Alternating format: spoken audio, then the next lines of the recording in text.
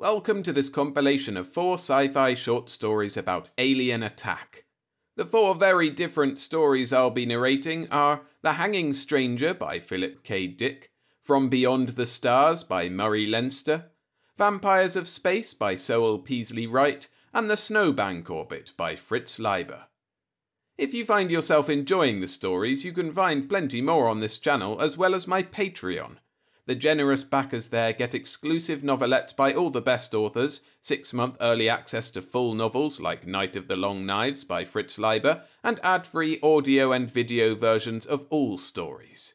So if you'd like to avail yourself of those benefits and support me as a creator, head to patreon.com/storiesfromtheskysff, link in the description. But for now, let's get to the stories, so sit back, relax, and enjoy. The Hanging Stranger by Philip K. Dick. Narrated by William Skye. Ed had always been a practical man. When he saw something was wrong, he tried to correct it. Then one day he saw it hanging in the town square. 5 o'clock, Ed Loyce washed up, tossed on his hat and coat, got his car out and headed across town toward his TV sales store. He was tired. His back and shoulders ached from digging dirt out of the basement and wheeling it into the backyard. But for a 40-year-old man, he had done okay.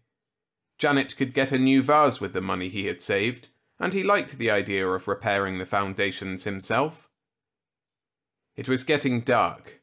The setting sun cast long rays over the scurrying commuters, tired and grim-faced, women loaded down with bundles and packages, students swarming home from the university, mixing with clerks and businessmen and drab secretaries. He stopped his Packard for a red light and then started it up again. The store had been open without him. He'd arrived just in time to spell the help for dinner, go over the records of the day, maybe even close a couple of sales himself. He drove slowly past the small square of green in the centre of the street, the town park. There were no parking places in front of Loyce TV Sales and Service. He cursed under his breath and swung the car in a U-turn. Again he passed the little square of green with its lonely drinking fountain and bench and single lamppost. From the lamppost something was hanging. A shapeless dark bundle swinging a little with the wind. Like a dummy of some sort. Loyce rolled down his window and peered out. What the hell was it? A display of some kind? Sometimes the Chamber of Commerce put up displays in the square. Again he made a U-turn and brought his car around. He passed the park and concentrated on the dark bundle. It wasn't a dummy, and if it was a display it was a strange kind. The hackles on his neck rose and he swallowed uneasily. Sweat slid out on his face and hands. It was a body. A human body. "Look at it!" Loyce snapped. "Come on out here!" Don Ferguson came slowly out of the store, buttoning his pinstripe coat with dignity. "This is a big deal, Ed. I can't just leave the guy standing there." "See it?" Ed pointed into the gathering gloom. The lamppost jutted up against the sky, the post and the bundle swinging from it. "There it is! How the hell long has it been there?" His voice rose excitedly. "What's wrong with everybody? They just walk on past." Don Ferguson lit a cigarette slowly. "Take it easy, old man. There must be a good reason, or it wouldn't be there." "A reason? What kind of a reason?" Ferguson shrugged. "Like the time the Traffic Safety Council put that wrecked Buick there. Some sort of civic thing. How would I know?" Jack Potter from the shoe shop joined them. "What's up, boys?" "There's a body hanging from the lamppost," Loyce said. "I'm going to call the cops." "They must know about it," Potter said, "or otherwise it wouldn't be there." "I got to get back in." Ferguson headed back into the store. "Business before pleasure." Loyce began to get hysterical. "You see it? You see it hanging there? A man's body! A dead man!" "Sure, Ed. I saw it this afternoon when I went out for coffee." "You mean it's been there all afternoon?" Sure. What's the matter? Potter glanced at his watch. Have to run. See you later, Ed. Potter hurried off, joining the flow of people moving along the sidewalk. Men and women passing by the park. A few glanced up curiously at the dark bundle and then went on. Nobody stopped. Nobody paid any attention. I'm going nuts, Lois whispered. He made his way to the curb and crossed out into traffic among the cars. Horns honked angrily at him. He gained the curb and stepped up onto the little square of green. The man had been middle-aged. His clothing was ripped and torn, a grey suit splashed and caked with dried mud. A stranger. Lois had never seen him before, not a local man. His face was partly turned away, and in the evening wind he spun a little, turning gently, silently. His skin was gouged and cut. Red gashes, deep scratches of congealed blood. A pair of steel-rimmed glasses hung from one ear, dangling foolishly. His eyes bulged. His mouth was open, tongue thick and ugly blue. For heaven's sake, Lois muttered, sickened. He pushed down his nausea and made his way back to the sidewalk. He was shaking all over with revulsion and fear. Why? Who was the man? Why was he hanging there? What did it mean? And why didn't anybody notice? He bumped into a small man hurrying along the sidewalk. Watch it, the man grated. Oh, it's you, Ed. Ed nodded dazedly. Hello, Jenkins. What's the matter? The stationery clerk caught Ed's arm. You look sick. The body. There in the park. Sure, Ed. Jenkins led him into the alcove of Lois TV Sales and Service. Take it easy. Margaret Henderson from the jewellery store joined them.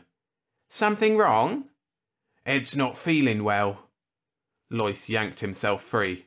How can you stand here? Don't you see it? For God's sake! What's he talking about? Margaret asked nervously. The body! Ed shouted. The body hanging there! More people collected.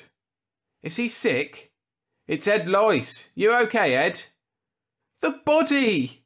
Lois screamed, struggling to get past them. Hands caught at him. He tore loose. Let me go! The police! Get the police! Ed! Better get a doctor. He must be sick. Or drunk. Lois fought his way through the people. He stumbled and half fell. Through a blur he saw rows of faces, curious, concerned, anxious. Men and women halting to see what the disturbance was. He fought past them toward his store. He could see Ferguson inside talking to a man, showing him an Emerson TV set. Pete Foley in the back at the service counter, setting up a new Philco. Lois shouted at them frantically. His voice was lost in the roar of traffic and the murmur around him. Do something! He screamed. Don't stand there, do something! Something's wrong, something's happened! Things are going on! The crowd melted respectfully for the two heavy-set cops moving efficiently toward Lois. Name, the cop with the notebook murmured. Lois. He mopped his forehead wearily. Edward C. Lois. Listen to me, back there. Address, the cop demanded. The police car moved swiftly through traffic, shooting among the cars and buses. Lois sagged against the seat, exhausted and confused. He took a deep, shuddering breath.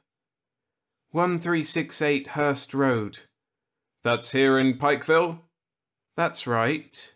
Lois pulled himself up with a violent effort. Listen to me, back there, in the square, hanging from the lamp-post. Where were you today? The cop behind the wheel demanded. Where? Lois echoed. You weren't in your shop, were you?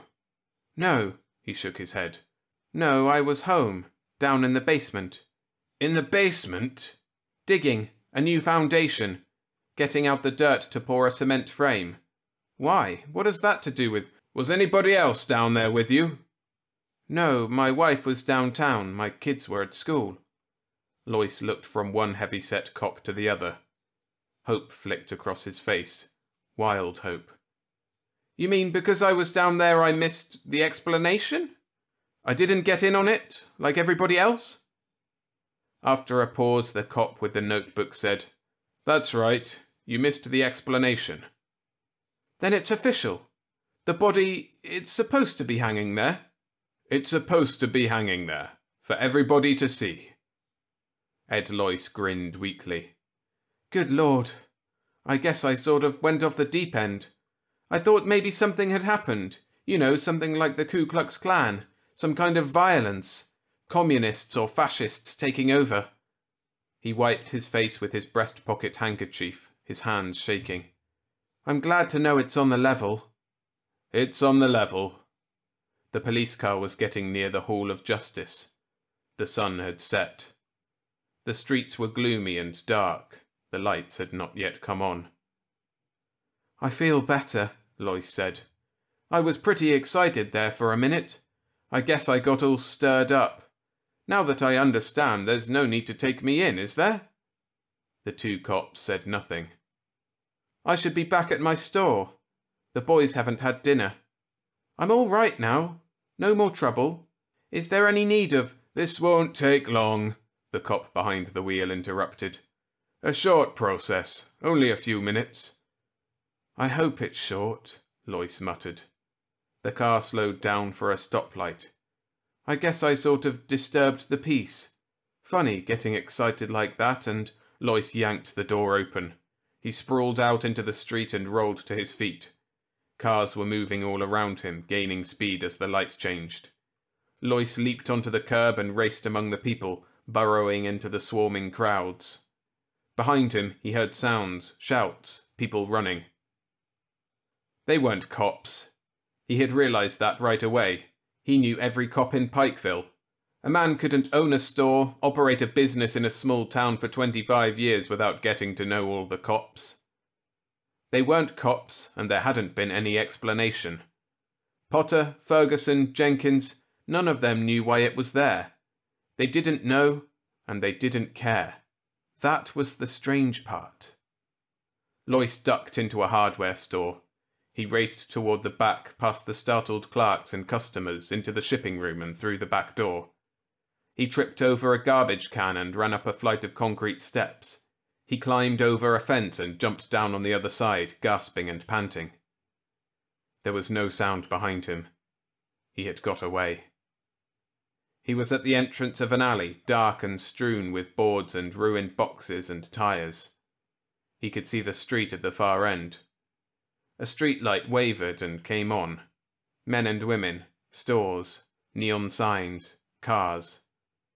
And to his right, the police station. He was close, terribly close. Past the loading platform of a grocery store rose the white concrete side of the Hall of Justice. Barred windows, the police antenna. A great concrete wall rising up in the darkness. A bad place for him to be near. He was too close. He had to keep moving, get farther away from them. Them? Loyce moved cautiously down the alley. Beyond the police station was the City Hall, the old-fashioned yellow structure of wood and gilded brass and broad cement steps. He could see the endless rows of offices, dark windows, the cedars and beds of flowers on each side of the entrance. And something else. Above the City Hall was a patch of darkness, a cone of gloom denser than the surrounding night. A prism of black that spread out and was lost into the sky. He listened. Good God, he could hear something. Something that made him struggle frantically to close his ears, his mind, to shut out the sound. A buzzing, a distant muted hum like a great swarm of bees. Loyce gazed up, rigid with horror. The splotch of darkness hanging over the City Hall. Darkness so thick it seemed almost solid. In the vortex, something moved. Flickering shapes. Things descending from the sky, pausing momentarily above the City Hall, fluttering over it in a dense swarm, and then dropping silently onto the roof. Shapes. Fluttering shapes from the sky. From the crack of darkness that hung above him. He was seeing them. For a long time, Lois watched, crouched behind a sagging fence in a pool of scummy water. They were landing, coming down in groups, landing on the roof of the city hall and disappearing inside. They had wings, like giant insects of some kind. They flew and fluttered and came to rest and then crawled crab fashion sideways across the roof and into the building. He was sickened and fascinated. Cold night wind blew around him and he shuddered. He was tired, dazed with shock. On the front steps of the city hall were men standing here and there. Groups of men coming out of the building and halting for a moment before going on. Were there more of them? It didn't seem possible. What he saw descending from the black chasm weren't men. They were alien from some other world, some other dimension, sliding through this slit, this break in the shell of the universe. Entering through this gap, winged insects from another realm of being. On the steps of the city hall, a group of men broke up. A few moved toward a waiting car. One of the remaining shapes started to re-enter the city hall. It changed its mind and turned to follow the others. Lois closed his eyes in horror. His senses reeled. He hung on tight, clutching at the sagging fence. The shape, the man shape, had abruptly fluttered up and flapped after the others. It flew to the sidewalk and came to rest among them. Pseudo-men, imitation men, insects with ability to disguise themselves as men, like other insects familiar to Earth, protective coloration, mimicry. Lois pulled himself away. He got slowly to his feet. It was night. The alley was totally dark. But maybe they could see in the dark. Maybe darkness made no difference to them. He left the alley cautiously and moved out onto the street. Men and women flowed past, but not so many now. At the bus stop stood waiting groups. A huge bus lumbered along the street, its lights flashing in the evening gloom. Lois moved forward. He pushed his way among those waiting, and when the bus halted, he boarded it and took a seat in the rear by the door. A moment later, the bus moved into life and rumbled down the street. Lois relaxed a little. He studied the people around him. Dull, tired faces. People going home from work. Quite ordinary faces. None of them paid any attention to him.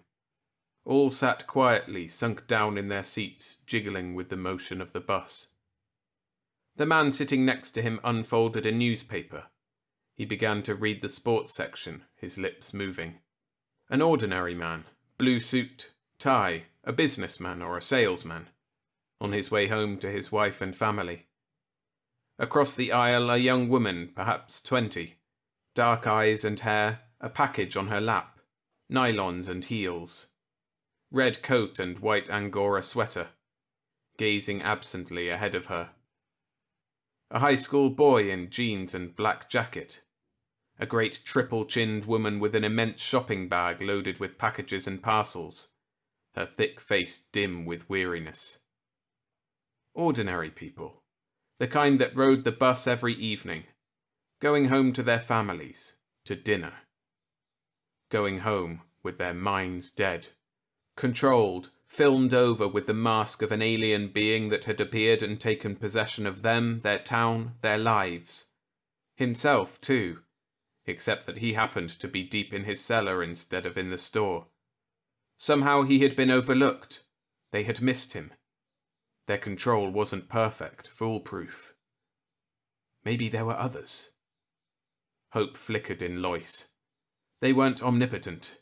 They had made a mistake, not got control of him. Their net, their field of control, had passed over him. He had emerged from his cellar as he had gone down. Apparently their power zone was limited. A few seats down the aisle, a man was watching him. Lois broke off his chain of thought. A slender man with dark hair and a small moustache. Well-dressed, brown suit and shiny shoes. A book between his small hands. He was watching Lois, studying him intently. He turned quickly away. Lois tensed. One of them? or another they had missed. The man was watching him again, small dark eyes, alive and clever. Shrewd. A man too shrewd for them, or one of the things itself, an alien insect from beyond. The bus halted. An elderly man got on slowly and dropped his token into the box. He moved down the aisle and took a seat opposite Lois. The elderly man caught the sharp-eyed man's gaze. For a split second, something passed between them, a look rich with meaning. Lois got to his feet. The bus was moving. He ran to the door. One step down into the well, he yanked the emergency door release. The rubber door swung open. "Hey!" the driver shouted, jamming on the brakes. "What the hell?" Lois squirmed through. The bus was slowing down. Houses on all sides. A residential district, lawns and tall apartment buildings. Behind him, the bright-eyed man had leaped up. The elderly man was also on his feet. They were coming after him. Lois leaped. He hit the pavement with terrific force and rolled against the curb. Pain lapped over him. Pain and a vast tide of blackness. Desperately, he fought it off. He struggled to his knees and then slid down again. The bus had stopped. People were getting off. Lois groped around. His fingers closed over something, a rock lying in the gutter. He crawled to his feet, grunting with pain. A shape loomed before him. A man, the bright-eyed man with the book. Lois kicked. The man gasped and fell. Lois brought the rock down. The man screamed and tried to roll away. "Stop! For God's sake, listen!" He struck again. A hideous crunching sound. The man's voice cut off and dissolved in a bubbling wail. Lois scrambled up and back. The others were there now, all around him. He ran awkwardly down the sidewalk, up a driveway. None of them followed him. They had stopped and were bending over the inert body of the man with the book, the bright-eyed man who had come after him. Had he made a mistake? But it was too late to worry about that. He had to get out, away from them, out of Pikeville, beyond the crack of darkness, the rent between their world and his. "Ed!" Janet Lois backed away nervously. "What is it? What?" Ed Lois slammed the door behind him and came into the living room. "Pull down the shades, quick!" Janet moved toward the window. "But—" "Do as I say! Who else is here besides you?" "Nobody, just the twins. They're upstairs in their room. What's happened? You look so strange. Why are you home?" Ed locked the front door. He prowled around the house into the kitchen. From the drawer under the sink, he slid out the big butcher knife and ran his finger along it. Sharp. Plenty sharp. He returned to the living room. "Listen to me," he said. "I don't have much time. They know I escaped and they'll be looking for me." "Escaped?" Janet's face twisted with bewilderment and fear. "Who?" "The town has been taken over. They're in control. I've got it pretty well figured out. They started at the top, at the City Hall and Police Department. What they did with the real humans, What are you talking about? We've been invaded. From some other universe, some other dimension. They're insects, mimicry, and more. Power to control mind, your mind." "My mind?" "Their entrance is here in Pikeville. They've taken over all of you, the whole town except me. We're up against an incredibly powerful enemy, but they have their limitations. That's our hope. They're limited. They can make mistakes." Janet shook her head. "I don't understand, Ed. You must be insane." "Insane? No. Just lucky. If I hadn't been down in the basement, I'd be like all the rest of you." Lois peered out the window. "But I can't stand here talking. Get your coat." "My coat?" "We're getting out of here, out of Pikeville. We've got to get help, fight this thing. They can be beaten. They're not infallible. It's going to be close, but we may make it if we hurry. Come on!" He grabbed her arm roughly. "Get your coat and call the twins. We're all leaving. Don't stop to pack. There's no time for that." White-faced, his wife moved toward the closet and got down her coat. "Where are we going?" Ed pulled open the desk drawer and spilled the contents out onto the floor. He grabbed up a road map and spread it open. They'll have the highway covered, of course, but there's a back road to Oak Grove. I got onto it once, it's practically abandoned. Maybe they'll forget about it. The old ranch road? Good Lord, it's completely closed. Nobody's supposed to drive over it. I know. Ed thrust the map grimly into his coat. That's our best chance. Now call down the twins and let's get going. Your car is full of gas, isn't it? Janet was dazed. The Chevy? I had it filled up yesterday afternoon. Janet moved toward the stairs. Ed, Call the twins! Ed unlocked the front door and peered out. Nothing stirred. No sign of life. All right so far. Come on downstairs, Janet called in a wavering voice. We're going out for a while. Now? Tommy's voice came. Hurry up, Ed barked. Get down here, both of you.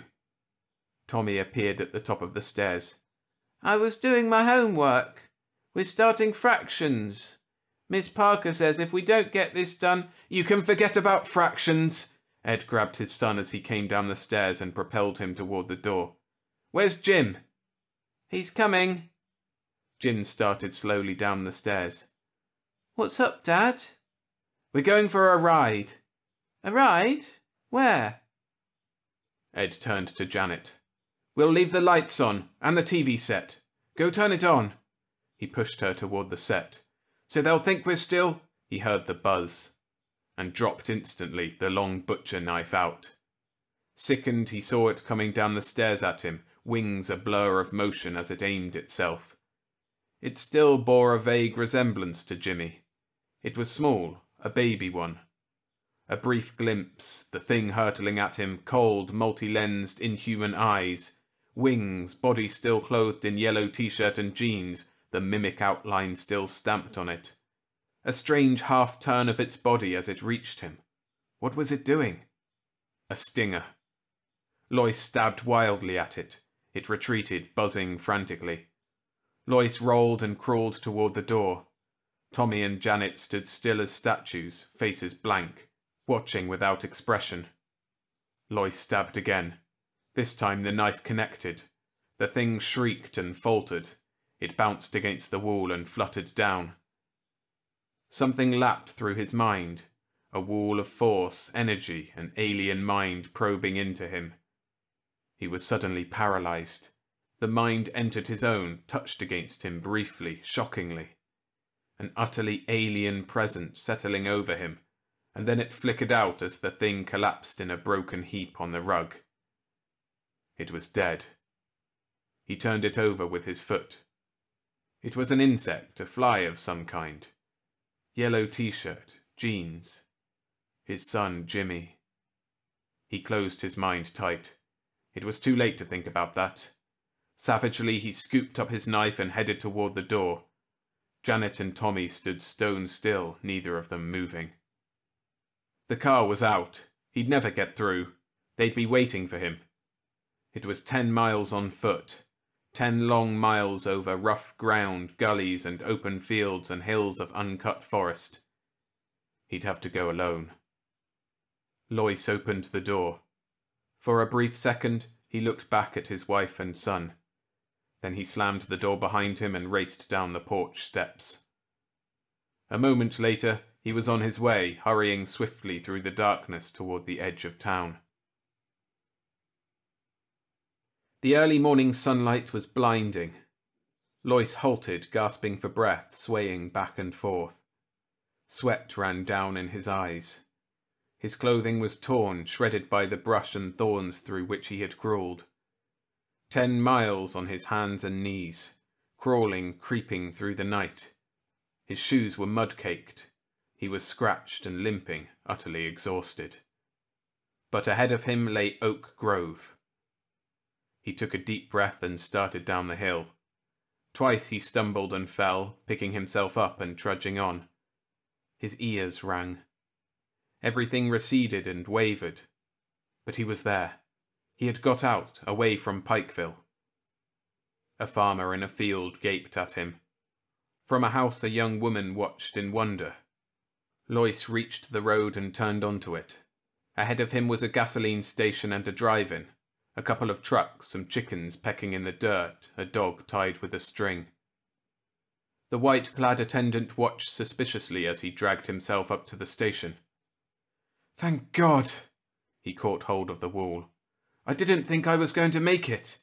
They followed me most of the way. I could hear them buzzing and flitting around behind me." "What happened?" the attendant demanded. "You in a wreck? A hold-up?" Lois shook his head wearily. "They have the whole town, the city hall and the police station. They hung a man from the lamppost. That was the first thing I saw. They've got all the roads blocked. I saw them hovering over the cars coming in. About 4 this morning I got beyond them. I knew it right away. I could feel them leave. And then the sun came up." The attendant licked his lip nervously. "You're out of your head. I'd better get a doctor." "Get me into Oak Grove," Lois gasped. He sank down on the gravel. "We've got to get started, cleaning them out. Got to get started right away." They kept a tape recorder going all the time he talked. When he had finished, the commissioner snapped off the recorder and got to his feet. He stood for a moment, deep in thought. Finally, he got out his cigarette and lit up slowly, a frown on his beefy face. "You don't believe me," Lois said. The commissioner offered him a cigarette. Lois pushed it impatiently away. "Suit yourself." The commissioner moved over to the window and stood for a time looking out at the town of Oak Grove. "I believe you," he said abruptly. Lois sagged. "Thank God." "So you got away." The commissioner shook his head. "You were down in your cellar instead of at work. A freak chance. 1 in a million." Lois sipped some of the black coffee they had brought him. "I have a theory," he murmured. "What is it?" "About them, who they are. They take over one area at a time, starting at the top, the highest level of authority, working down from there in a widening circle. When they're firmly in control, they go on to the next town. They spread slowly, very gradually. I think it's been going on for a long time." "A long time?" "Thousands of years. I don't think it's new." "Why do you say that?" "When I was a kid, a picture they showed us in Bible League. A religious picture, an old print. The enemy gods defeated by Jehovah. Moloch, Beelzebub, Moab, Baalin, Ashtaroth." "So?" "They were all represented by figures." Lois looked up at the commissioner. "Beelzebub was represented as a giant fly." The commissioner grunted. "An old struggle." "They've been defeated. The Bible is an account of their defeats. They make gains, but finally they're defeated." "Why defeated?" "They can't get everyone. They didn't get me, and they never got the Hebrews. The Hebrews carried the message to the whole world. The realization of the danger. The 2 men on the bus. I think they understood. Had escaped like I did." He clenched his fists. "I killed one of them. I made a mistake. I was afraid to take a chance." The commissioner nodded. "Yes, they undoubtedly had escaped, as you did. Freak accidents. But the rest of the town was firmly in control." He turned from the window. "Well, Mr. Lois, you seem to have figured everything out." "Not everything. The hanging man. The dead man hanging from the lamppost. I don't understand that. Why? Why did they deliberately hang him there?" "That would seem simple," the commissioner smiled faintly. "Bait." Lois stiffened. His heart stopped beating. "Bait? What do you mean?" "To draw you out, make you declare yourself, so they'd know who was under control and who had escaped." Lois recoiled with horror. "Then they expected failures. They anticipated—" He broke off. "They were ready with a trap." "And you showed yourself. You reacted. You made yourself known." The commissioner abruptly moved toward the door. Come along, Lois, there's a lot to do. We must get moving. There's no time to waste. Lois started slowly to his feet, numbed. And the man? Who was the man? I never saw him before. He wasn't a local man. He was a stranger, all muddy and dirty, his face cut, slashed. There was a strange look on the Commissioner's face as he answered. Maybe, he said softly, you'll understand that too. Come along with me, Mr. Lois. He held the door open, his eyes gleaming. Lois caught a glimpse of the street in front of the police station. Policemen, a platform of some sort, a telephone pole, and a rope. Right this way, the Commissioner said, smiling coldly. As the sun set, the Vice President of the Oak Grove Merchants Bank came up out of the vault, threw the heavy time locks, put on his hat and coat, and hurried outside onto the sidewalk. Only a few people were there, hurrying home to dinner. Good night, the guard said, locking the door after him. Good night, Clarence Mason murmured. He started along the street toward his car. He was tired. He had been working all day down in the vault, examining the layout of the safety deposit boxes to see if there was room for another tier. He was glad to be finished. At the corner, he halted. The streetlights had not yet come on. The street was dim. Everything was vague. He looked around and froze. From the telephone pole in front of the police station, something large and shapeless hung. It moved a little with the wind. What the hell was it? Mason approached it warily. He wanted to get home. He was tired and hungry. He thought of his wife, his kids, a hot meal on the dinner table. But there was something about the dark bundle, something ominous and ugly. The light was bad. He couldn't tell what it was. Yet it drew him on, made him move closer for a better look. The shapeless thing made him uneasy. He was frightened by it. Frightened and fascinated. And the strange part was that nobody else seemed to notice it.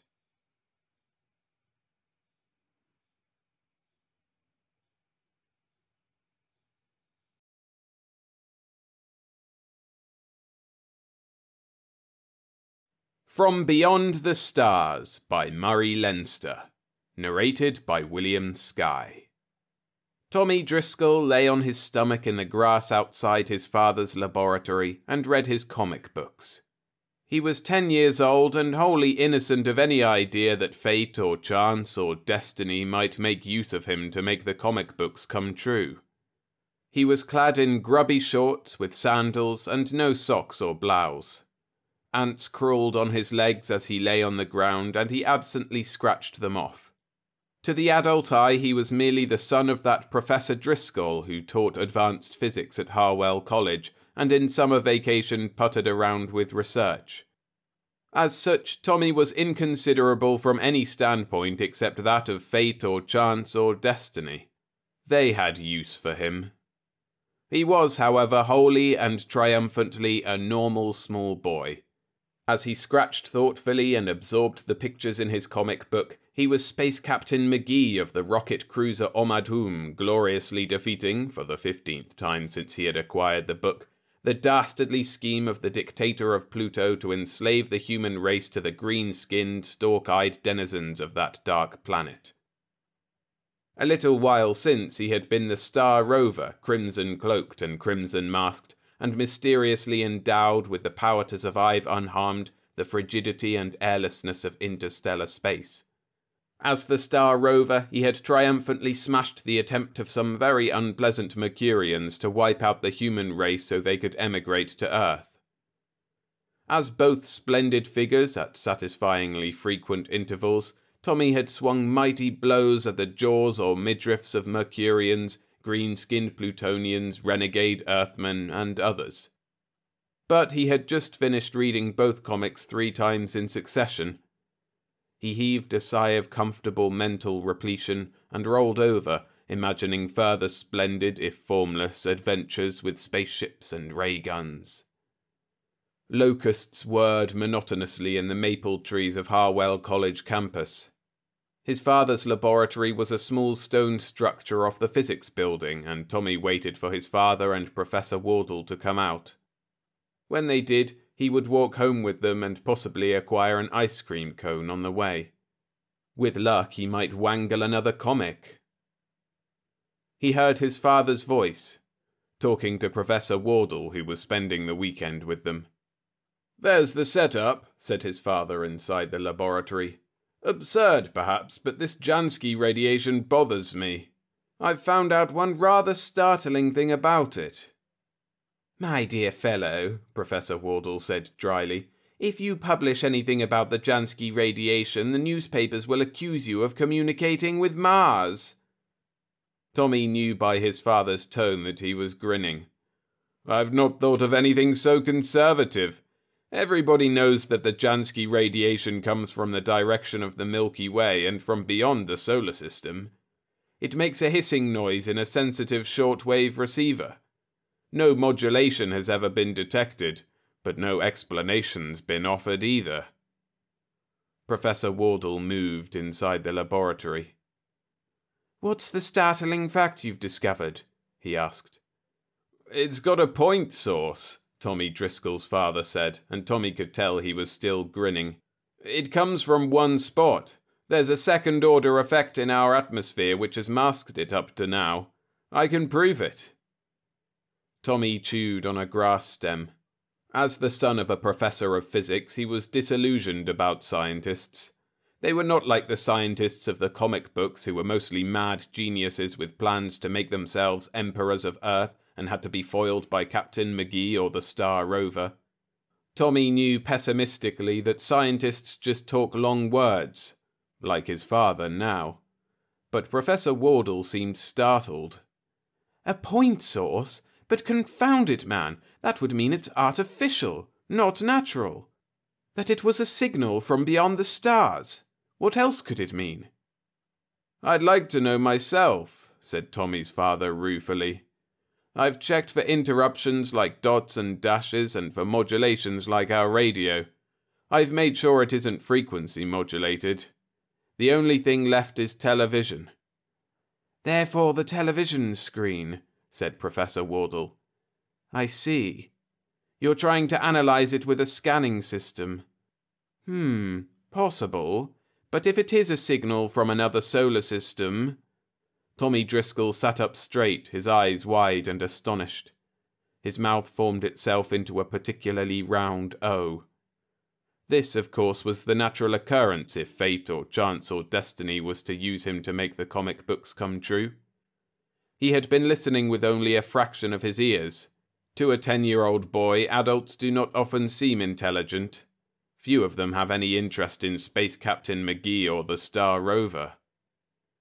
But Tommy's father was talking about interplanetary communication, of signals from the planets of another sun, from creatures who might be super-intelligent vegetables like the Wangos the Star Rover had to fight, or immaterial entities like those misty things that almost defeated Captain McGee on the Ghost Planet, because when he swung his mighty fist, there wasn't anything solid for him to hit.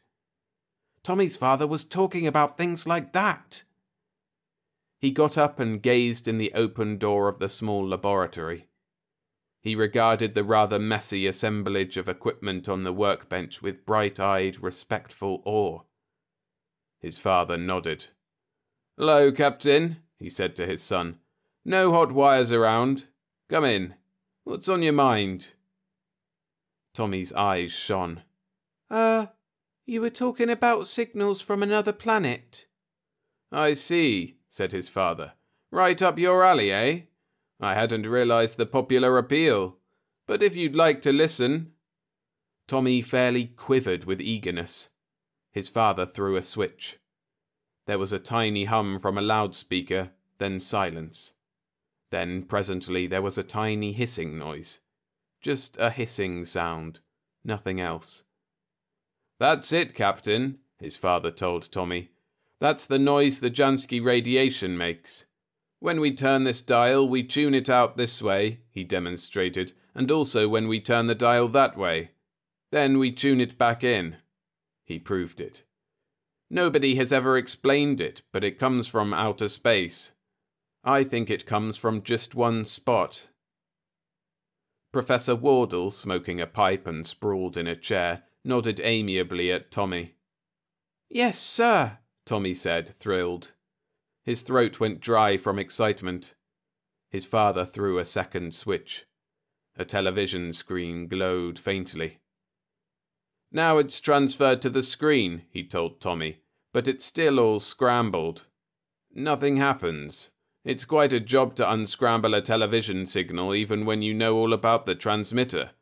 If there's a transmitter sending this, I don't know any of its constants." Over Tommy's head, he said to Professor Wardle, "The possible combinations run 10 to the 9th. Professor Wardle nodded. "Lines per inch, size of screen, images per second, possible colours," he grunted. "Then the scanning pattern and possible 3 dimensions and so on. You've got several billion possible variations, all right." "Unscramble it, Dad," said Tommy eagerly. "Please, I want to see what the people look like who are sending it. Do you think we can lick them if they get tough?" "I'm telling you," his father explained, "that I can try several billion ways to unscramble this supposed signal. Even if it can be done, only one of them will be right. It's going to take time." "But Dad, please try." Tommy was filled with infinite excitement, which of course was not only necessary if the comic books were to be made to come true, but was wholly normal small boy. Here was an interstellar signal. He had heard it. Tune the set right and he would see maybe something like the giraffe men who almost killed Captain McGee on the planet of sand, or the frogmen the Star Rover had to fight when a crippled space liner was forced to descend on the watery planet Alith. "I've got to figure out a way to unscramble it, Tommy," his father said. "I've got to calculate the settings that are most likely to show some change on the screen. It's rather like breaking a code. It will take a couple of weeks to compute a series of settings to try one after the other." Tommy was unconvinced. He argued. Space Captain McGee's friend Doc Blandy would simply have whipped out his trusty slide rule and made the computations in seconds. He would push the slide back and forth, set the television controls according to his computations, and say, "On the beam, McGee!"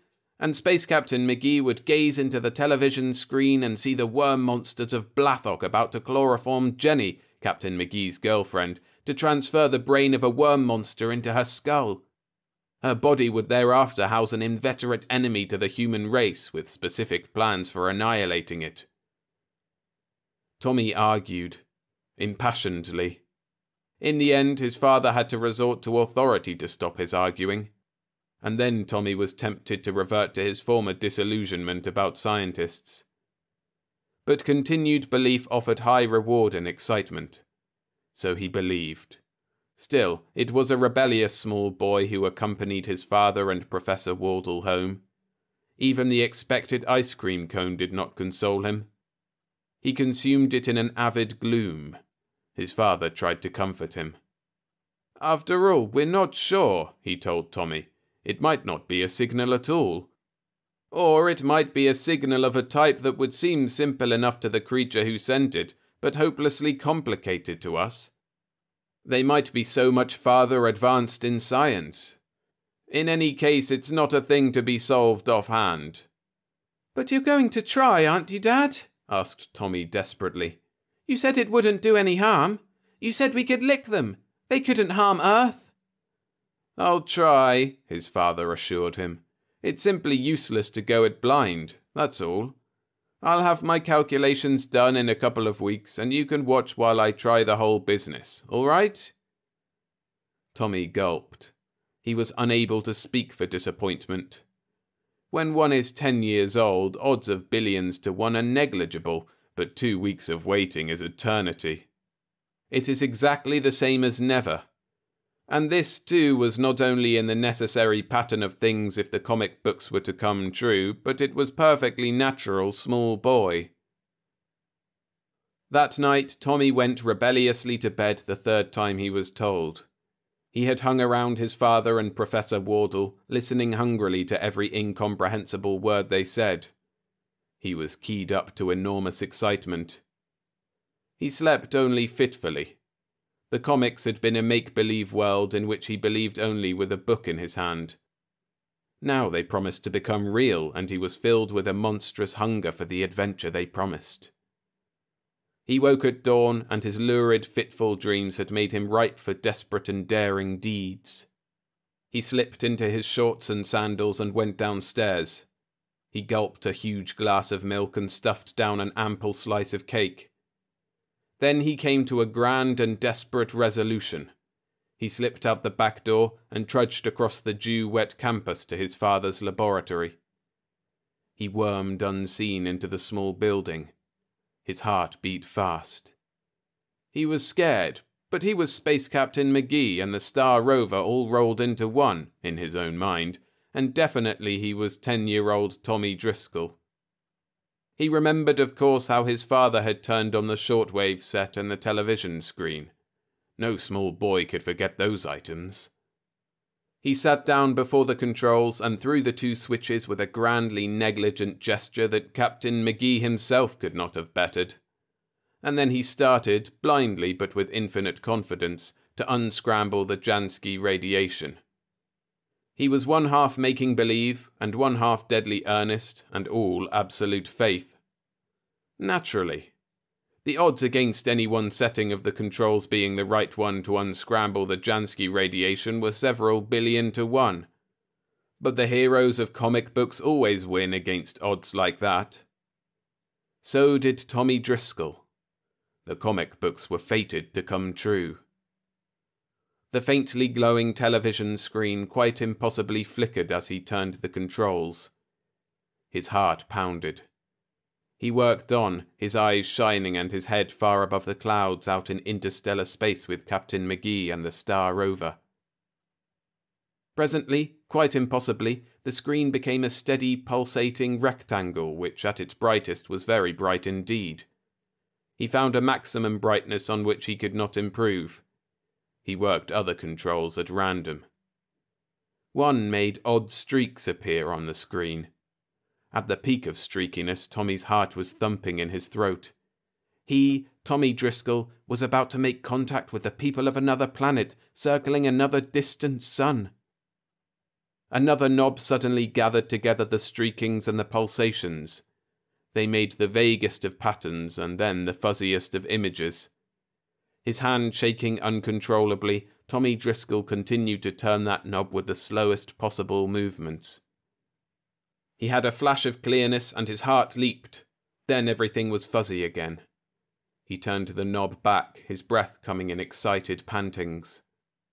And then, in total defiance of the laws of chance, but in strict obedience to fate and destiny, there was abruptly a perfectly clear picture on the screen.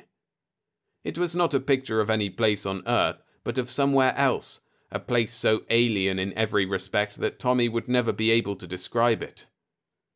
And there was a thing looking out of the screen at Tommy Driscoll. His heart did multiple flip-flops and he shook all over. But it shocked him much less than it would have shocked an adult because he was wholly familiar with such apparitions from the comic books.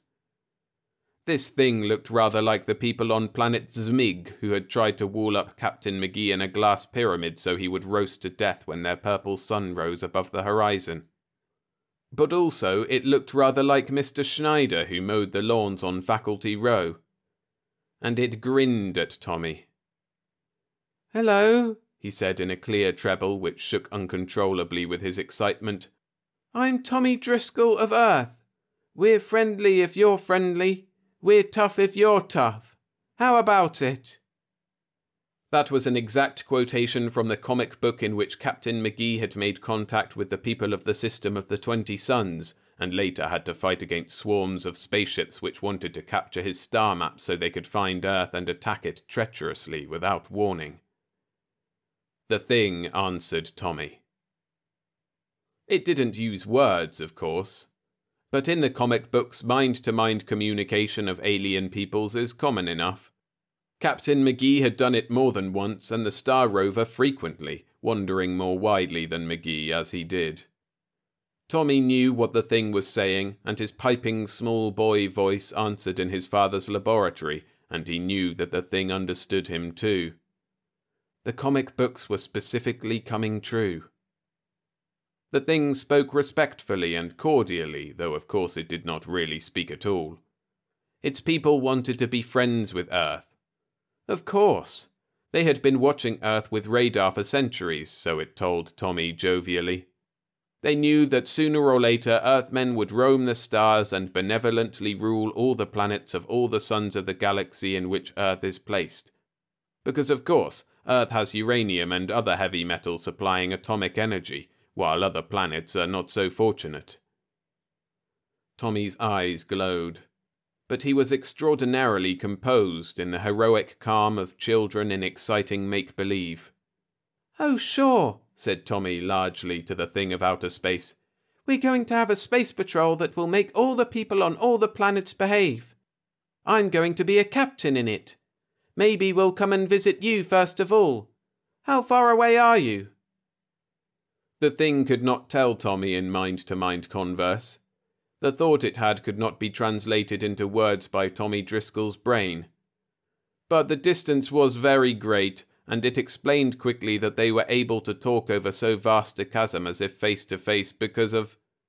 Again, Tommy's brain was not able to translate the mental impressions he received. He could recognize the meanings the thing wanted to convey if the meanings were stored away in his memory. But naturally, complex technical concepts were simply not in his vocabulary. The thing seemed satisfied to fail. "Have you got spaceships and ray guns and gravity nullifiers and mysterious rays?" asked Tommy eagerly. "Our scientists haven't even made ray guns yet." The thing said that of course its race had such things. It added encouragingly that men would have them soon, of course. With heavy elements, even copper and iron, it would be easy. Then an overtone came into the thoughts that crowded into Tommy's brain from somewhere beyond the stars. Tommy did not notice the overtone at first. It was a feeling of eagerness and triumph and of a sneering superiority. Tommy got just a momentary impression of its thought of a space patrol subjugating all the galaxy to Earth, and the barest instantaneous flash of hatred because of that thought. But he was too much excited to notice. He was absorbed in his question about ray guns. It said that they were simple. In fact, it would tell him how to make one. And it began simply to explain, a bit of copper wire twisted just so, and a bit of carbon and a morsel of iron. It urged Tommy to make one immediately. It would guide his hands. The adjustment of the iron and carbon was delicate. Tommy was a small boy and he sturdily controlled his own hands. In the end, the thing simply told him what to do. He made the contrivance it suggested, putting the wire and iron and carbon together on a bit of board, having salvaged them from his father's supplies. The result did not look too impressive, to be sure. It did not even look like a ray pistol, and that may account for what ultimately happened. Because when it was finished, and Tommy regarded it with a faint and illogical disappointment because it didn't look like Captain McGee's ray pistol, he suddenly felt the eager triumph in the thing which had instructed him. He glanced at the screen, and the thing was looking out of it with a ravening, unguarded hatred in its expression. To Tommy, it abruptly looked like the leader of those Mercurians who had wanted to wipe out the human race so they could emigrate to Earth. And suddenly he realized that it hated him and all of humanity with a terrible, burning fury. "Say," said Tommy Driscoll, his small boy's hands clenching and his brows contracting in the best possible imitation of Space Captain McGee. "This don't look so good." His voice wobbled suddenly, and he swallowed. "I'm going to ask my father about this." The thing argued, plausibly, flatteringly, but Tommy felt corrosive hatred behind the ingratiating thoughts. Somehow it reminded him of the dictator of Pluto in one of the comic books he had read only the day before. It asked almost sneeringly if he was afraid. "Scared? No," said Tommy in his clear treble, but with the portentous grimness of McGee. "I'm just cagey. I'll have my father look this over to see if it's what you say it is." Then the thing raged. Into Tommy's brain there came such menaces, such threats, that his mind reeled. There was authority there, too, and at 10 years one is accustomed to obey authority. But there was sudden, deep suspicion in Tommy's mind, too, and he was fortified by all his knowledge of how the Star Rover and Captain McGee behaved when defying worm monsters and giraffe men and immaterial entities and other non-human races. As the thing raged at him, trying to overwhelm his will with iterated and reiterated commands and threats and sneers and mockery and derision and everything else which should have made Tommy try out his gadget, as the thing raged at him, Tommy fought sturdily, but under a strain which manifested itself as terror, and then panic, and then as hysterical defiance. Which, of course, was essential if the comic books were ordained by fate and destiny to come true. Tommy was white and shaking and terrified when he got home. His family was at breakfast. He went into the dining room on leaden feet and with a whipped, scared look on his chalky white face. It was 9 o'clock. Tommy had slipped away at sunrise. Now he returned carrying a seemingly crude and seemingly purposeless object in his hand. It was made of copper wire with a bit of carbon and a morsel of iron. "Where have you been?" demanded his father sternly. He didn't call Tommy Captain, which meant that Tommy was in disgrace. Tommy looked at his father numbly. He shook all over.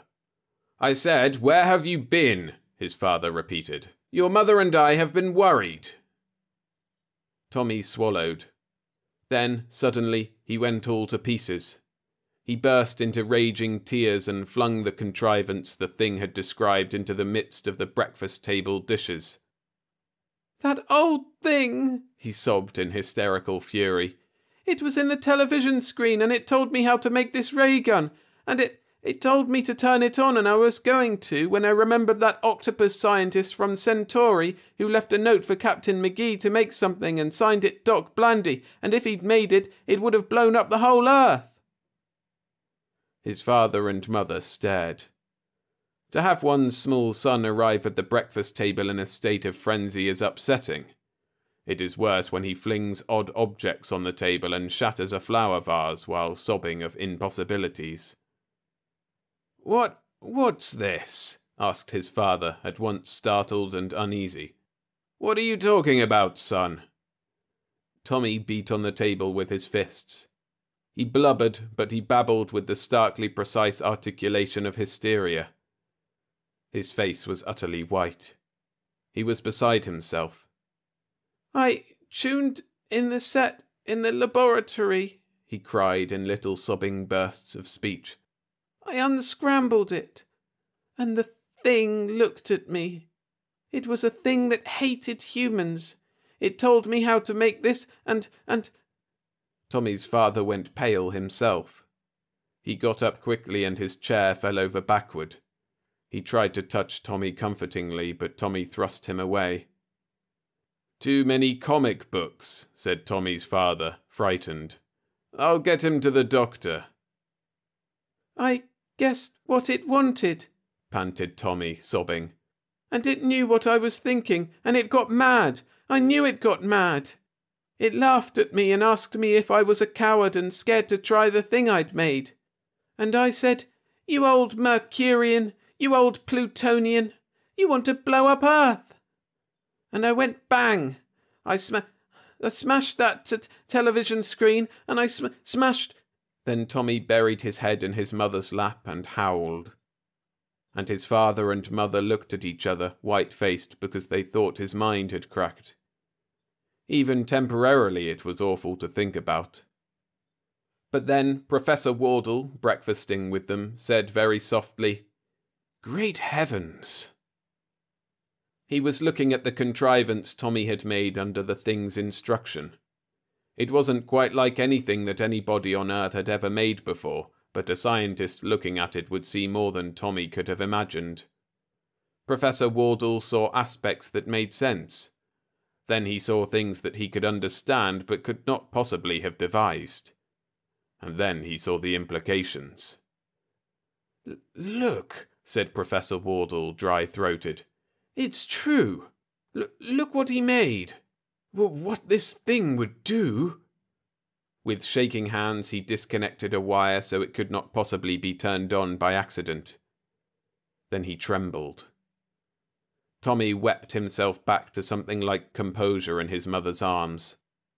The antics of his father and Professor Wardle helped, of course. They babbled at each other over his contrivance. They looked incredulously at each other. Then they drew diagrams at each other, talking feverishly. Then Tommy's father remembered him. "Captain," said Tommy's father, and there was sweat on his face, "you did a good day's work, all right, but please don't do it again without warning me. This contrivance of yours isn't a ray pistol. It's a thing that will start a chain reaction in carbon and iron. If you'd turned it on, all the carbon and iron within its range would have started to act like an atomic pile, and it would have spread, and we couldn't have stopped it.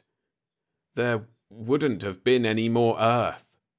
Tommy blinked at him, catching his breath from time to time, as a small boy will do after desperate weeping. Then his eyes began to shine. "Gee," said Tommy, that thing was trying to destroy Earth, wasn't he? And I stopped him." "He was," said Tommy's father in a very queer voice indeed. "And you did. If a grown-up had been in your place, the trick would have been different, and it probably would have worked." Tommy ceased to catch his breath. He glowed. "I was like Captain McGee," he said breathlessly. Tommy's father swallowed. He needed to hold tightly to his self-control. He, like Professor Wardle, had all the sensations now of a man who has just realized that his life, and that of his family, and that of every other human being on Earth, had hung by a hair for seconds. But he saw, too, that the deadly small contrivance which had not annihilated humanity made use of, and so revealed, exactly the new principles Earth scientists needed most urgently to know. It would mean atomic engines and power and spaceships and ray guns. They would mean a space patrol to protect Earth against just such creatures as had been foiled by Tommy Driscoll. And that meant... "Yes," said Tommy's father gently. "Just like Captain McGee, Tommy. It appears that the comic books are coming true."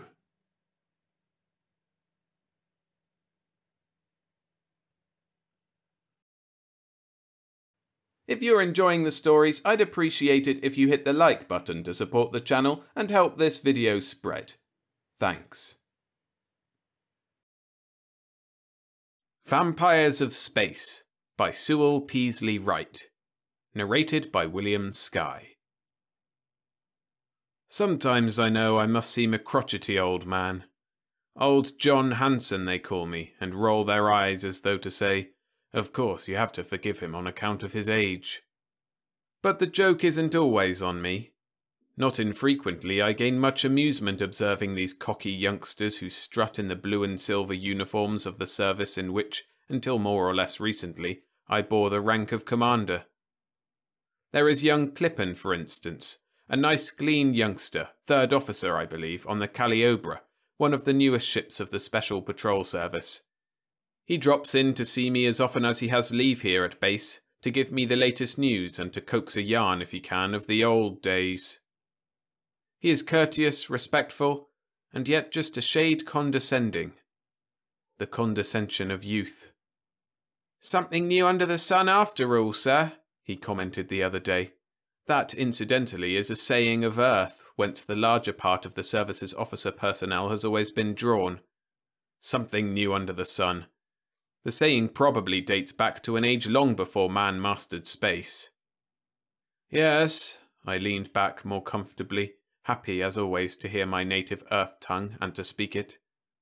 The universal language has its obvious advantages, but the speech of one's fathers wings through straightest to the mind. "What now?" "Creatures of space," announced Clippen importantly, in the fashion of one who brings surprising news. "Electites, they call them. Beings who live in space. Things, anyway. I don't know that you could call them beings." I looked past him down a mighty corridor of dimming years. Creatures that lived in space. I smiled in my beard. Creatures perhaps twice the height of a man in their greatest dimension, in shape like a crescent, with blunted horns somewhat straightened near the tips and drawn close together. I spoke slowly, drawing from my store of memories. A pale red in colour, intangible, and yet— "You've heard, sir," said Clippan disappointedly to me. "My news is stale." "Yes, I've heard," I nodded. "Electites, they call them, eh? That's the work of our great scientific minds, I presume." Yes, undoubtedly." Clippan started to wander restlessly around the room. He had a great respect for the laboratory men, with their white coats and their wise, solemn airs, and he disliked exceedingly to have me present my views regarding these much overrated gentlemen. I have always been a man of action, and pottering over coils and glass vials and pages of figures has always struck me as something not to be included in a man's proper sphere of activity. "Well, I believe I'll be shoving off, sir. Just dropped in for a moment," Clippan continued. "Thought perhaps you hadn't heard of the news. It seems to be causing a great deal of discussion among the officers at base." "Something new under the sun, eh?" I chuckled. "Why, yes, you'll agree to that, sir, surely." I believe the lad was slightly nettled by my chuckle. No one likes to bear stale news. "I'll agree to that," I said, smiling broadly now. "'Tis easier than debating the matter, and an old man can't hope to hold his own in argument with you quick-witted youngsters." "I've never noticed," replied young Clippan rather acidly, "that you were particularly averse to argument, sir. Rather the reverse. But I must be moving on. We're shoving off soon, I hear, and you know the routine here at base." He saluted me, rather carelessly I should say, and I returned the salute with the crispness with which the gesture was rendered in my day. When he was gone, I turned to my desk and began searching in that huge and capacious drawer in which were kept helter-skelter the dusty, faded, nondescript mementos of 1,000 adventures. I found at last what I was seeking. No impressive thing, this. A bit of metal, irregular in shape, no larger than my palm, and 3 times the thickness. One side was smooth, the other was stained as by great heat, and deeply pitted as though it had been steeped in acid. Silently I turned the bit of metal over and over in my hands. I had begged hard for this souvenir, had obtained it only by passing my word its secret would never reach the universe through me. But now that seal of secrecy has been removed. As I write this slowly and thoughtfully, as an old man writes, relishing his words for the sake of the memories they bring before his eyes, a bit of metal holds against the vagrant breeze the filled pages of my script. A bit of metal no larger than my palm and perhaps 3 times the thickness. It is irregular in shape and smooth on one side. The other side is eroded as though by acid. Not an imposing thing, this ancient bit of metal, but to me one of my most precious possessions. It is beyond doubt the only fragment of my old ship, the Ertak, now in existence and identifiable. And this story is the story of that pitted metal and the ship from which it came, one of the strangest stories in all my storehouse of memories of days when only the highways of the universe had been charted, and breathless adventure awaited him who dared the unknown trials of the Special Patrol Service. The Ertak, as I recall the details now, had just touched at base upon the completion of a routine patrol, one of those monotonous, fruitless affairs which used to prey so upon Corrie's peace of mind. Corrie was my first officer on the Ertak, and the keenest seeker after trouble I have ever known. "The Chief presents his compliments and requests an immediate audience with Commander Hansen," announced one of the brisk little attachés of base before I'd had time to draw a second breath of fresh air. I glanced at Corrie, who was beside me, and winked. That is, I quickly drew down the lid of one eye, a peculiar little gesture common to Earth, which may mean any one of many things. "Sounds like something's in the wind," I commented in a swift aside. "Better give no leaves until I come back." "Right, sir," chuckled Corrie. "It's about time." I made my way swiftly to the chief's private office and was promptly admitted. He returned my salute crisply and wasted no time in getting to the point. "How's your ship, Commander? Good condition?" "Prime, sir."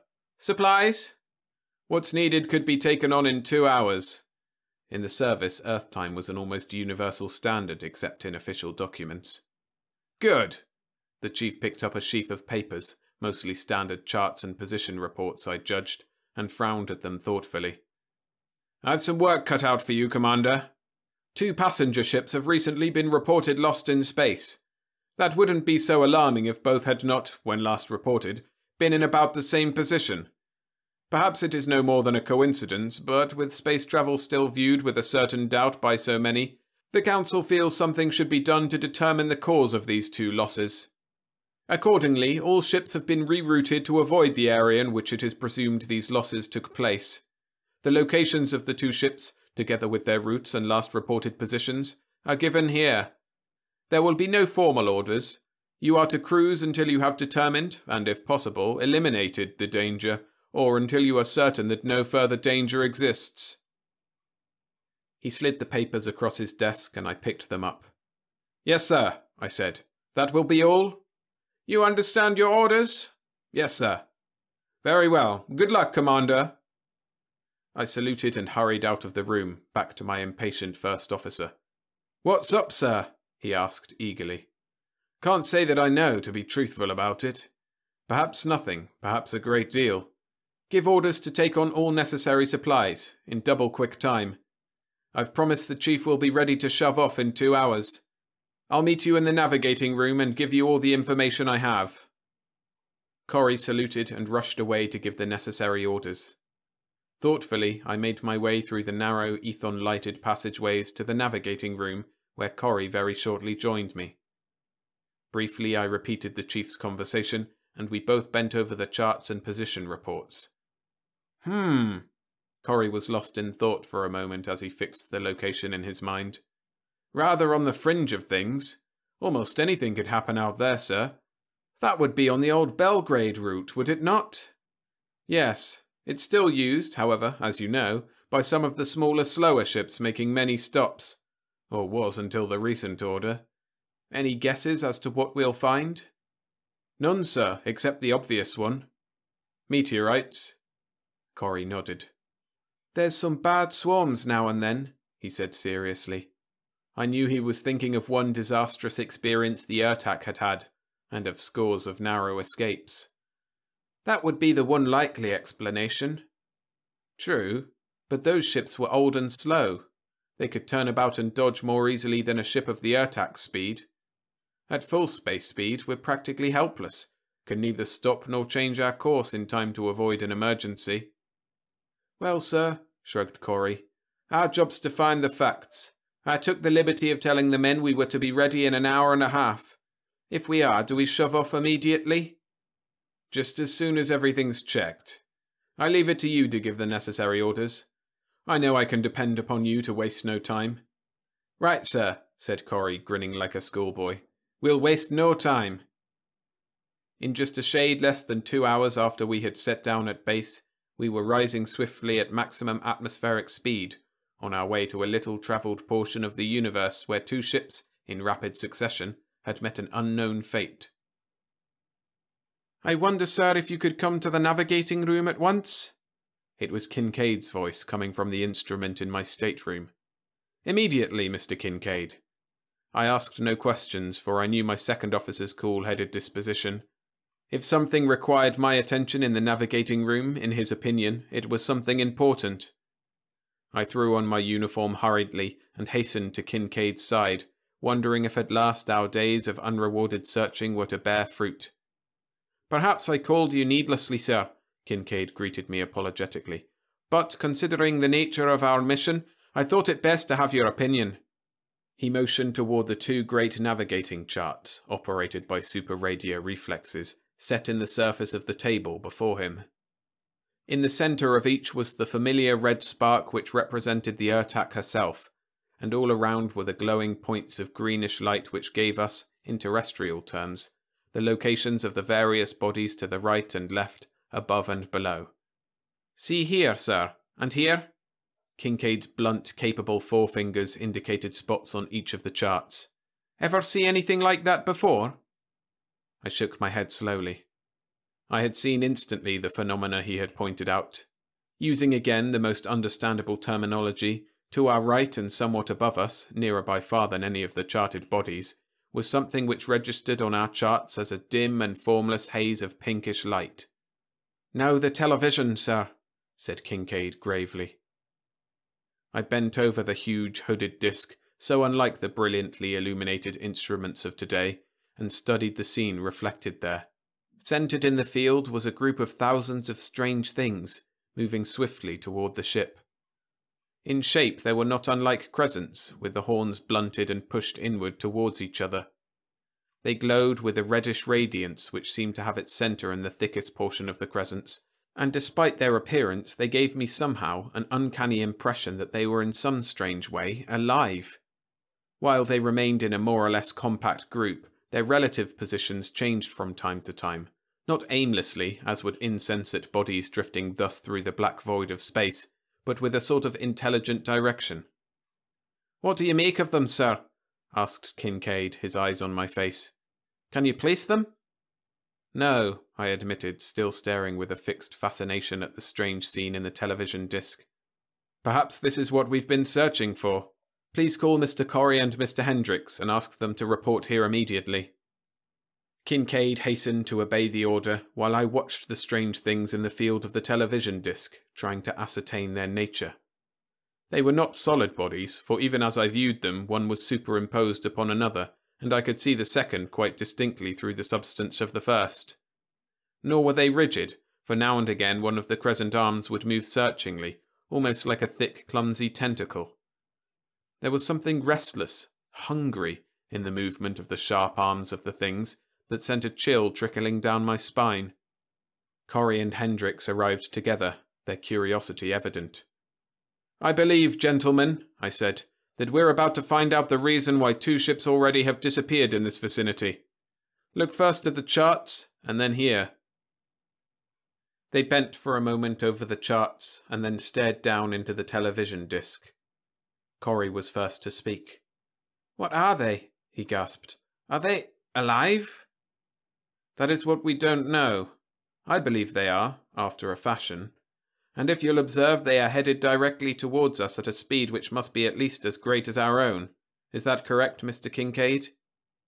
Kincaid nodded and began some hasty figuring, taking his readings from the finely ruled lines which divided the charts into little measured squares, and checking speeds with the chronometers set into the wall of the room.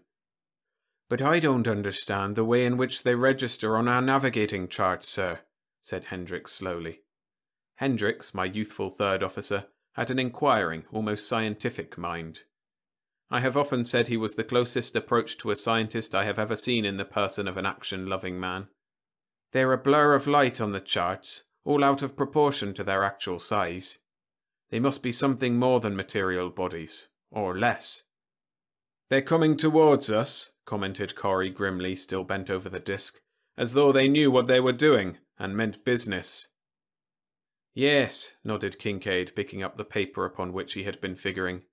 "This is just a rule of thumb estimate, but if they continue on their present course at their present speed, and we do likewise, they'll be upon us in about an hour and a quarter. Less, if anything."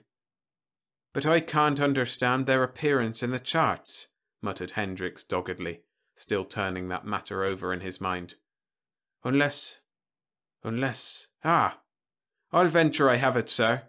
The charts are operated by super-radio reflexes, in other words, electrically. They would naturally be extremely sensitive to an electrical disturbance. Those things are electrical in nature, highly so. That's the reason for the flare of light on the charts." "Sounds logical," said Corrie immediately. "The point, as I see it, is not what they are, but what we're to do about them. Do you believe, sir, that they are dangerous?" "Let me ask you some questions to answer that one," I suggested. 2 ships are reported lost in space, in this immediate vicinity.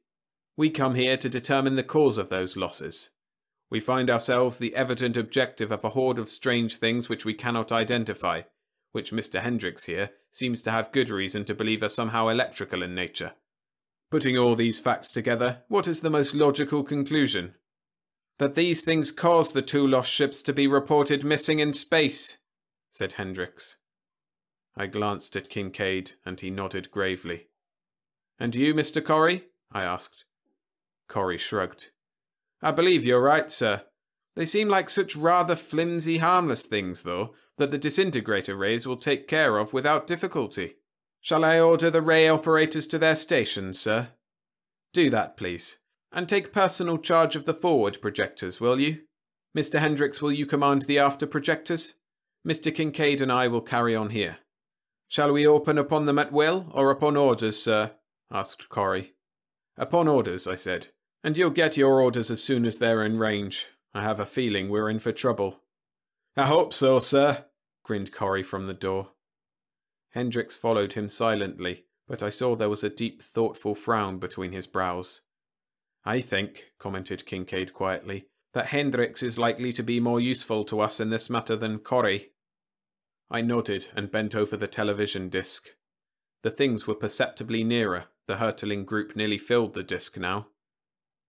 There was something horribly eager, horribly malignant in the way they shone, so palely red, and in the fashion in which their blunt tentacles reached out toward the Ertak.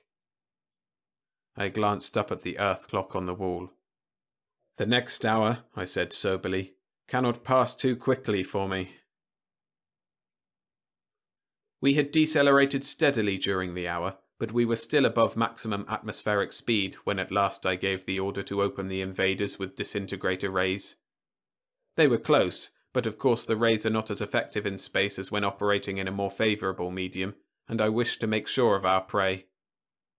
I pressed the attention signal to Corrie's post, and he answered instantly. Ready, Mr. Corrie? Ready, sir. Then commence action.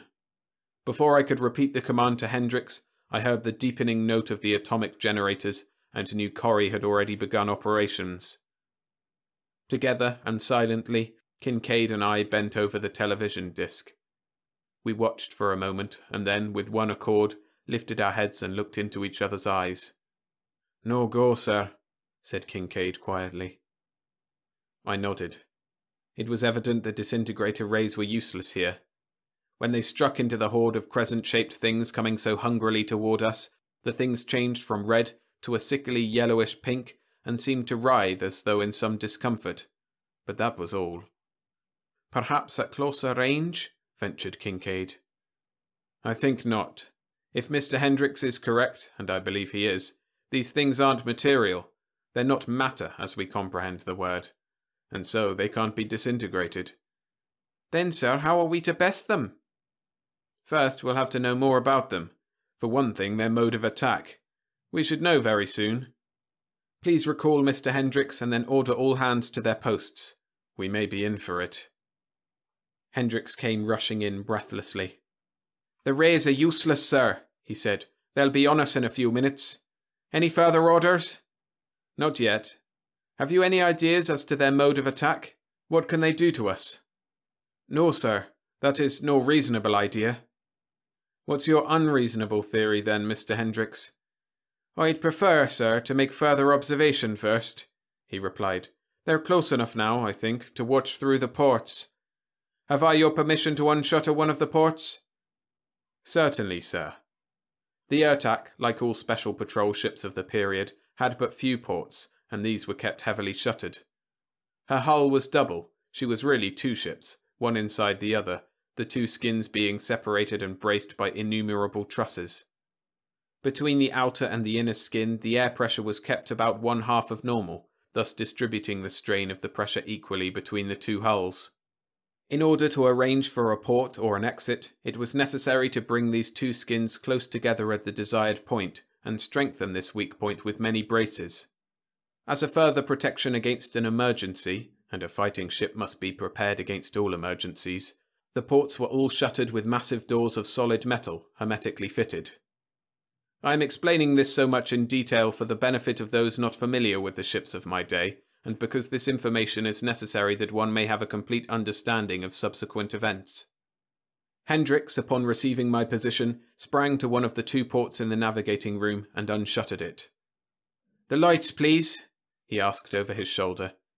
Kincaid nodded and switched off the ethon tubes which illuminated the room. The three of us crowded around the recessed port. The things were not only close, they were veritably upon us.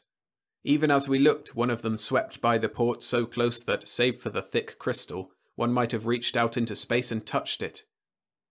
The television disc had represented them very accurately. They were, in their greatest dimension, perhaps twice the height of a man, and at close range their reddish colour was more brilliant than I had imagined. In the thickest portion of the crescent, which seemed to be the nucleus, the radiance of the thing was almost blinding. It was obvious that they were not material bodies. There were no definite boundaries to their bodies. They faded off into nothingness in a sort of fringe, almost like a dim halo. An attention signal sounded sharply, and Kincaid groped his way swiftly to answer it. "It's Corrie, sir," he said. "He reports his rays are utterly useless and asks for further orders."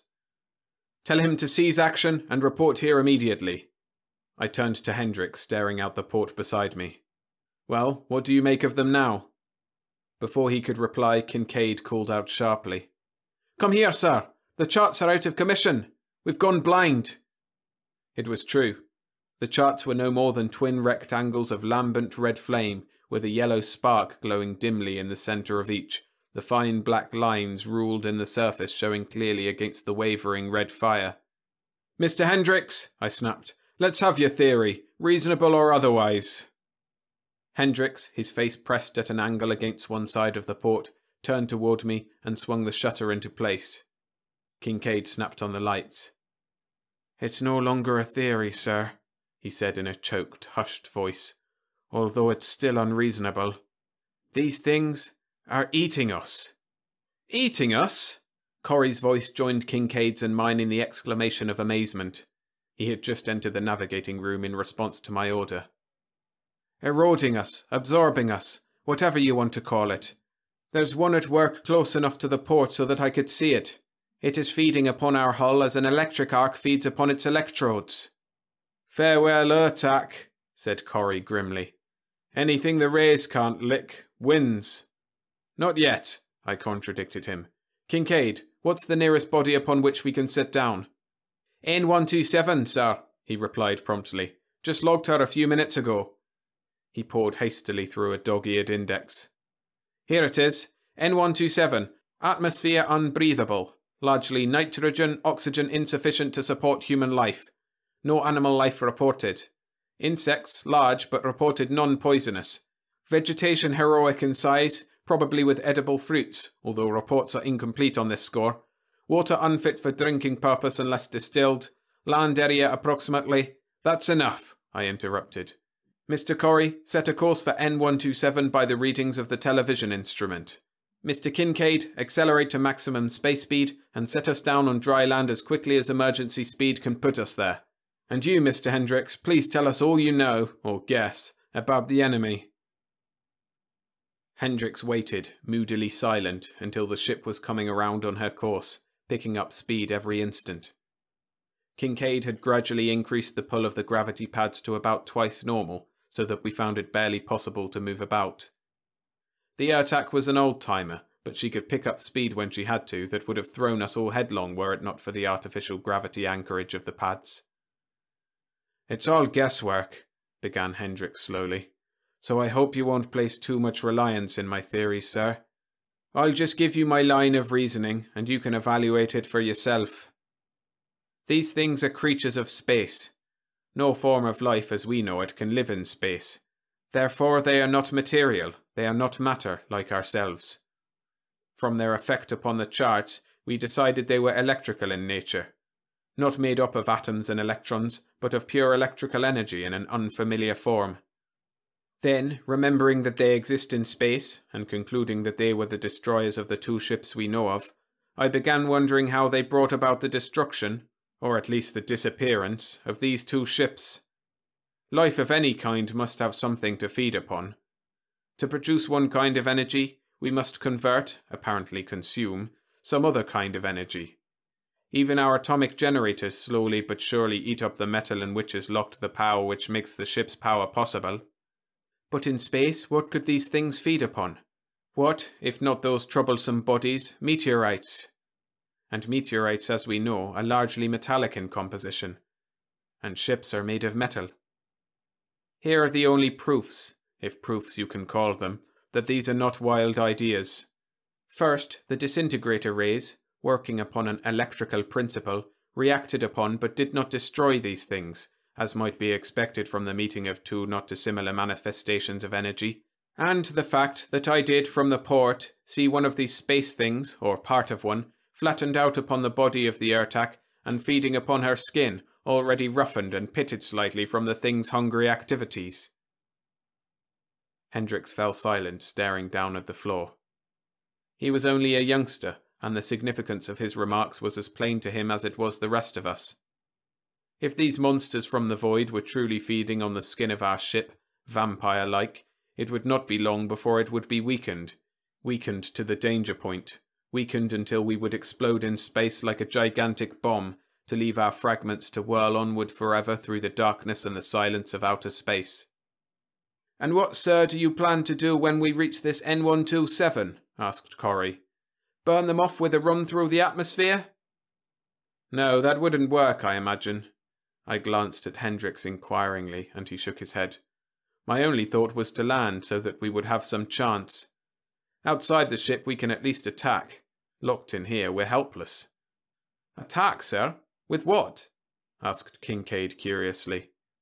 "That I can't answer. But at least we can fight, with solid ground under our feet. And that's something." "You're right, sir," grinned Corrie. It was the first smile that had appeared on the faces of any of us in many minutes. "And fight we will, and if we lose the ship, at least we'll be alive with a hope of rescue." Hendricks glanced up at him and shook his head, smiling crookedly. "You forget," he remarked, "that there's no air to breathe on N127, an atmosphere of nitrogen, and no water that's drinkable, if the reports are accurate. A breathing mask will not last long, even the new types." "That's so," said Kincaid. "The tanks hold about a 10-hour supply, less if the wearer is working hard or fighting." 10 hours. No more, if we did not find some way to destroy these leeches of space before they destroyed the Ertak. During the next half-hour, little was said. We were drawing close to our tiny, uninhabited haven, and both Corrie and Kincaid were busy with their navigation. Working in reverse, as it were, from the rough readings of the television disc settings, an ordinarily simple task was made extremely difficult. I helped Corrie interpret his headings, and kept a weather eye on the gauges over the operating table. We were slipping into the atmospheric fringe of N127, and the surface temperature gauge was slowly climbing. Hendricks sat hunched heavily in a corner, his head bowed in his hands. "I believe," said Kincaid at length, "I can take over visually now." He unshuttered one of the ports and peered out. N127 was full abreast of us, and we were dropping sideways toward her at a gradually diminishing speed. The impression given us, due to the gravity pads in the keel of the ship, was that we were right side up, and N127 was approaching us swiftly from the side. "Vegetation of heroic size is right, too," said Corrie, who had been examining the terrain at close range through the medium of the television disc. "2 of the leaves on some of the weeds would make an awning for the whole ship. See any likely place to land, Kincaid?" "Nowhere except along the shore, and then we'll have to do some nice work and lay the Ertak parallel to the edge of the water. The beach is narrow, but apparently the only barren portion. Will that be all right, sir?" "Use your own judgment, but waste no time. Corrie, break out the breathing masks and order the men at the airlock exit port to stand by. I'm going out to have a look at these things." "May I go with you, sir?" asked Hendricks sharply. "And I?" pleaded Kincaid and Corrie in chorus. "You, Hendricks, but not you two. The ship needs officers, you know." "Then why not me instead of you, sir?" argued Corrie. "You don't know what you're going up against." "All the more reason I shouldn't be receiving any information second-hand," I said. "And as for Hendricks, he's the laboratory man of the Ertak. And these things are his particular pets. Right, Hendricks?" "Right, sir," said my third officer grimly. Corrie muttered under his breath, something which sounded very much like profanity, but I let it pass. I knew just how he felt. I have never liked to wear a breathing mask. I feel shut in, frustrated, more or less helpless. The hiss of the air and the everlasting flap-flap of the exhaust valve disturb me. But they are very handy things when you walk abroad on a world which has no breathable atmosphere. You've probably seen, in the museums, the breathing masks of that period. They were very new and modern then, although they certainly appear cumbersome by comparison with the devices of today. Our masks consisted of a huge shirt of airtight, light material which was belted in tightly around the waist and bloused out like an ancient balloon when inflated. The armholes were sealed by 2 heavy bands of elastic, close to the shoulders, and the headpiece was of thin copper, set with a broad curved band of crystal which extended from one side to the other, across the front, giving the wearer a clear view of everything except that which was directly behind him. The balloon-like blouse, of course, was designed to hold a small reserve supply of air for an emergency should anything happen to the tank upon the shoulders, or the valve which released the air from it. They were cumbersome, uncomfortable things, but I donned mine and adjusted the menore built into the helmet to full strength. I wanted to be sure I kept in communication with both Hendricks and the sentries at the airlock exit, and of course, inside the helmets, verbal communication was impossible. I glanced at Hendricks and saw that he was ready and waiting. We were standing inside the airlock, and the mighty door of the port had just finished turning in its threads, and was swinging back slowly on its massive gimbals. "Let's go, Hendricks," I emanated. "Remember, take no chances, and keep your eyes open." "I'll remember, sir," replied Hendricks, and together we stepped out onto the coarse gravel of the beach. Before us, waves of an unhealthy, cloudy green rolled slowly, heavily shoreward, but we had no eyes for this, nor for the amazing vegetation of the place, plainly visible on the curving shores. We took a few hurried steps away from the ship, and then turned to survey the monsters which had attacked it. They literally covered the ship. In several places their transparent glowing bodies overlapped, and the sides of the Ertak, ordinarily polished and smooth as the surface of a mirror, were dull and deeply eroded. "Notice, sir," emanated Hendricks excitedly, "how much brighter the things are. They are feeding, and they are growing stronger and more brilliant. Look out, sir, they're attacking! Our copper helmets!" But I had seen it as quickly as he. Half a dozen of the glowing things, sensing in some way the presence of a metal which they apparently preferred to that of the Ertak's hull, suddenly detached themselves and came swarming directly down upon us.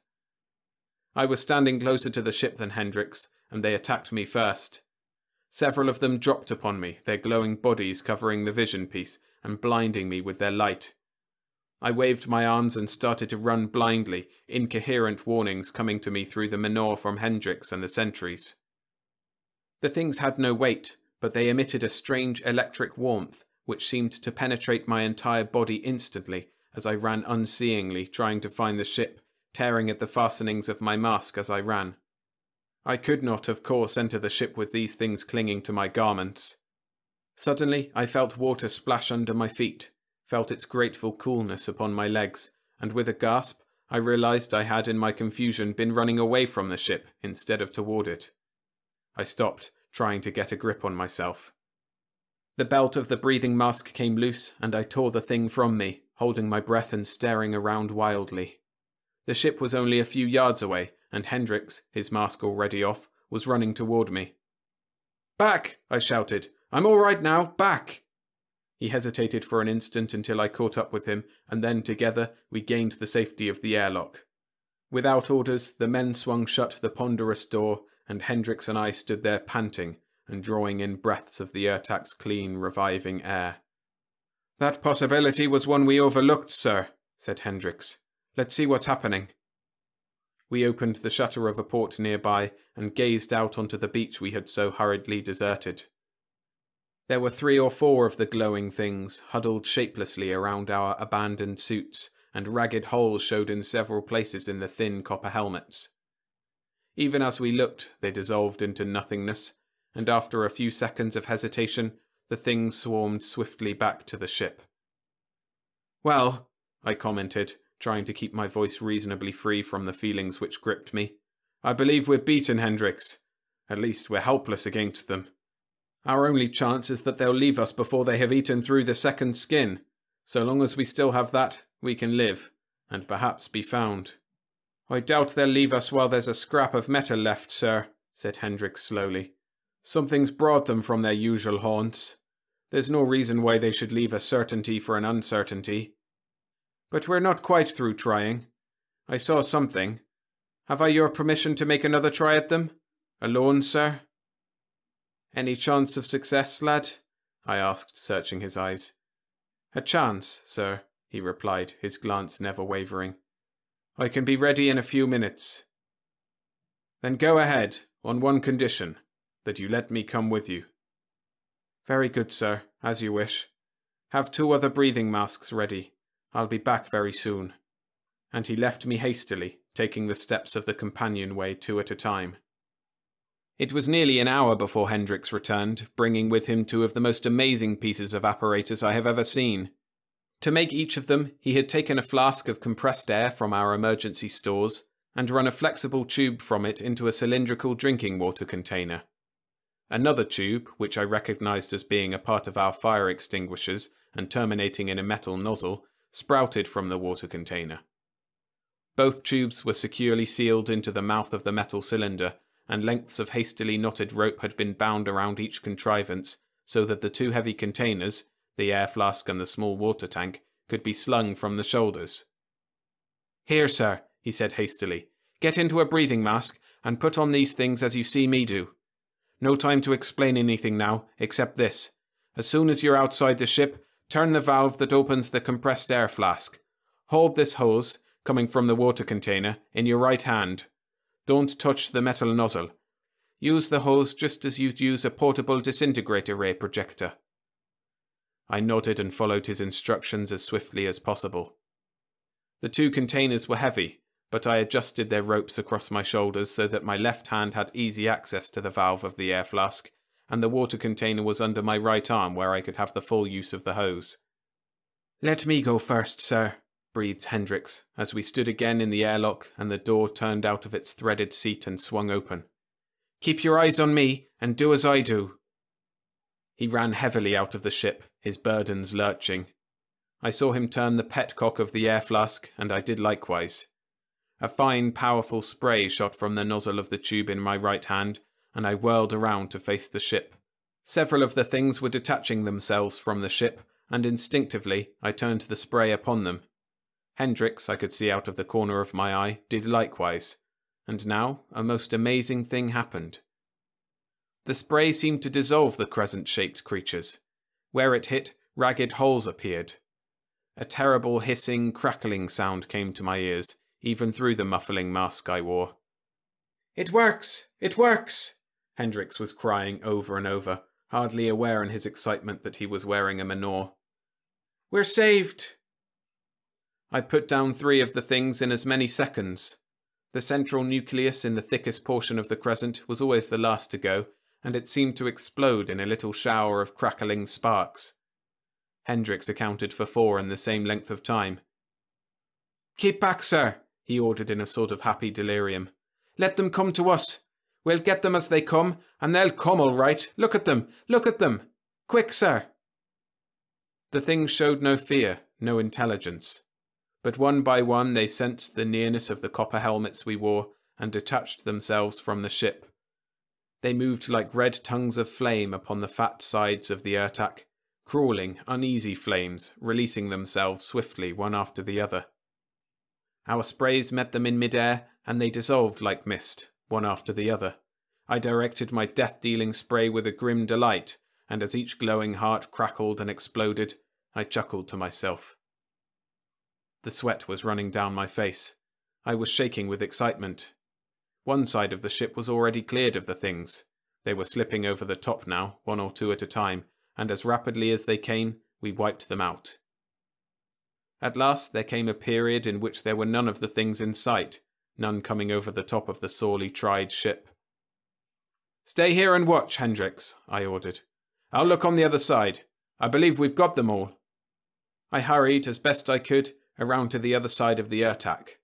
Her hull was pitted and corroded, but there was no other evidence of the crescent-shaped things which had so nearly brought about the ship's untimely, ghastly end. "Hendricks!" I emanated happily. "Nothing less than complete success!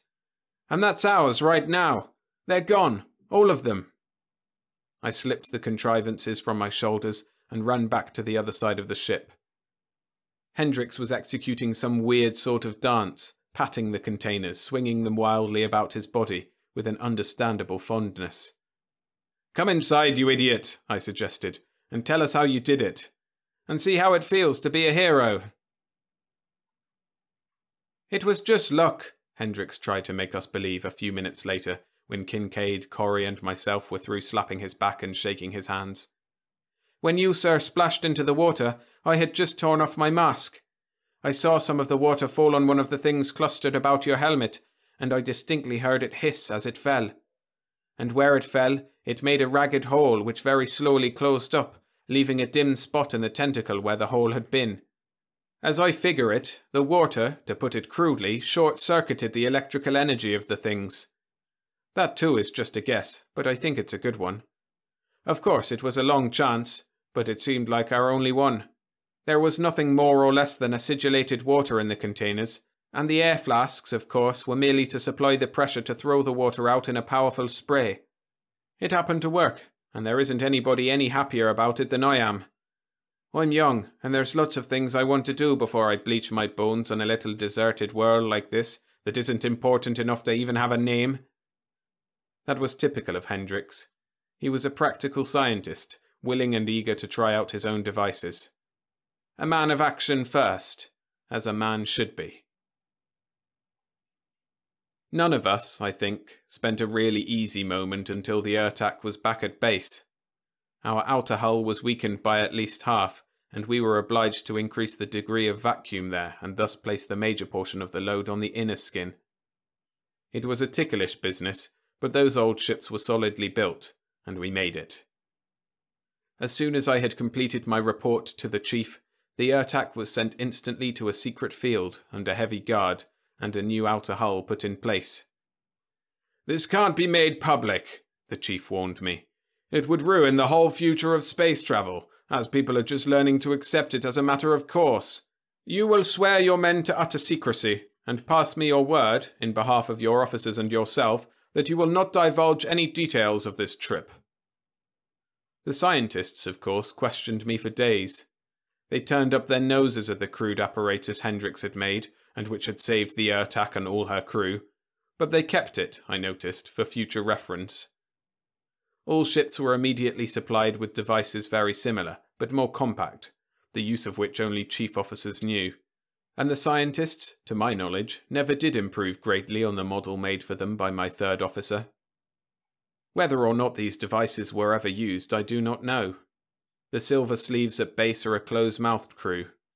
Hendricks always held that the group of things which so nearly caused the deaths of us all had wandered into our portion of universe from some part of space beyond the fringe of our knowledge. But the same source which supplied one brood may supply another. Evidently from young Clippen's report, this thing has happened. And since starting this account, I have determined why the powers that be are willing now to have the knowledge made public. The new silicide coating, with which all spaceships have been covered, is proof against all electrical action. That it is smoother and reduces friction is, in my opinion, no more than a rather halty explanation. It is, in reality, the decidedly belated scientific answer to a question raised back in the heyday of the Ertak and my own youth. That was many, many years ago, as the crabbed, uncertain writing on these pages proves. And now, rather thankfully, I am about to place the last of these pages under the curious weight which has held the others in place as I have written. That irregular bit of metal from the hull of the Ertak, so deeply pitted on one side where the hungry things had sapped our precious strength. Electites, the scientists have dubbed these strange crescent-shaped things, young Clippen said. Electites. Something new under the sun. New to this generation, perhaps, but not to old John Hanson.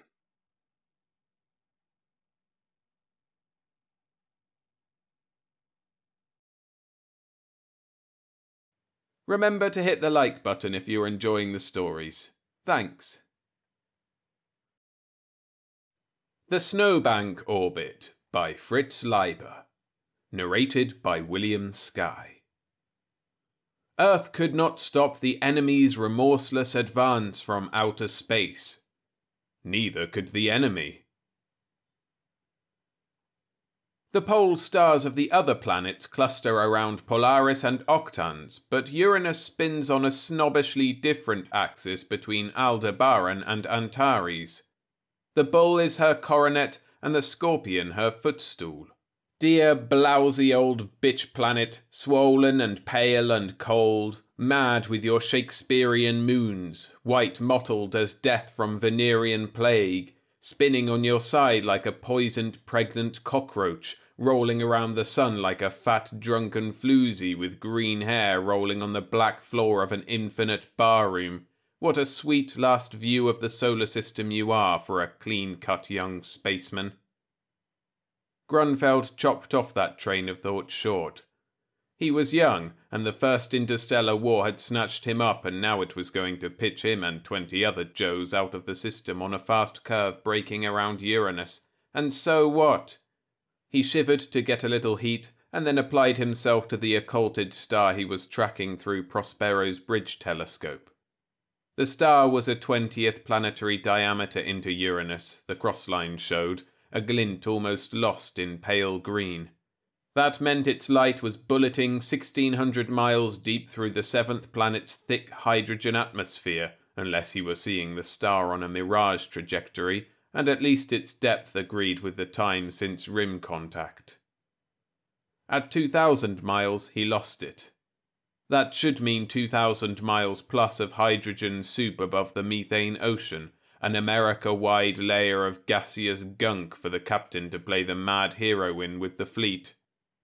Grunfeld didn't think the captain wanted to play the mad hero. The captain hadn't gone space simple in any obvious way like Croker and Ness. And he wasn't, like Jackson, a telepathy-racked visionary entranced by the enemy. Worry and responsibility had turned the captain's face into a skull which floated in Grunfeld's imagination when he wasn't actually seeing it, but the tired eyes deep sunk in the dark sockets were still cool and perhaps sane. But because of the worry, the captain always wanted to have the last bit of fact bearing on the least likely maneuver, and 2 pieces of evidence were better than 1. Grunfeld found the next sizable star due to occult. 5-6 minutes to rim contact. He floated back a foot from the telescope, stretching out his thin body in the plane of the ecliptic. Strange how he automatically assumed that orientation in free fall. He blinked and blinked, then rested his eyes on the same planet he'd been straining them on. The pale greenish bulk of Uranus was centered in the big bridge space shield against the black velvet dark and bayonet bright stars, a water-splotched and faded chartreuse tennis ball on the diamond-spiked bed of night. At 8 million miles wide, she looked half the width of Luna seen from Earth. Her whitish equatorial bands went from bottom to top, where Grunfeld knew they were spinning out of sight at 3 miles a second, a gelid waterfall that he imagined tugging at him with ghostly green gangrenous fingers and pulling him over into a hydrogen Niagara. Half as wide as Luna, but in a day she'd overflow the port as they whipped past her on a near miss, and in another day she'd be as small as this again, but behind them, sunward, having altered their outward course by some small and as yet unpredictable angle, but no more able to slow Prospero and her sister ships or turn them back at their 100 miles a second than the fleet's solar jets could operate at this chilly distance from Sol. Goodbye, fleet. Goodbye, CCY spaceman. Grunfeld looked for the pale planet's moons. Miranda and Umbriel were too tiny to make disks, but he distinguished Ariel 4 diameters above the planet and Oberon a dozen below. Spectral sequins.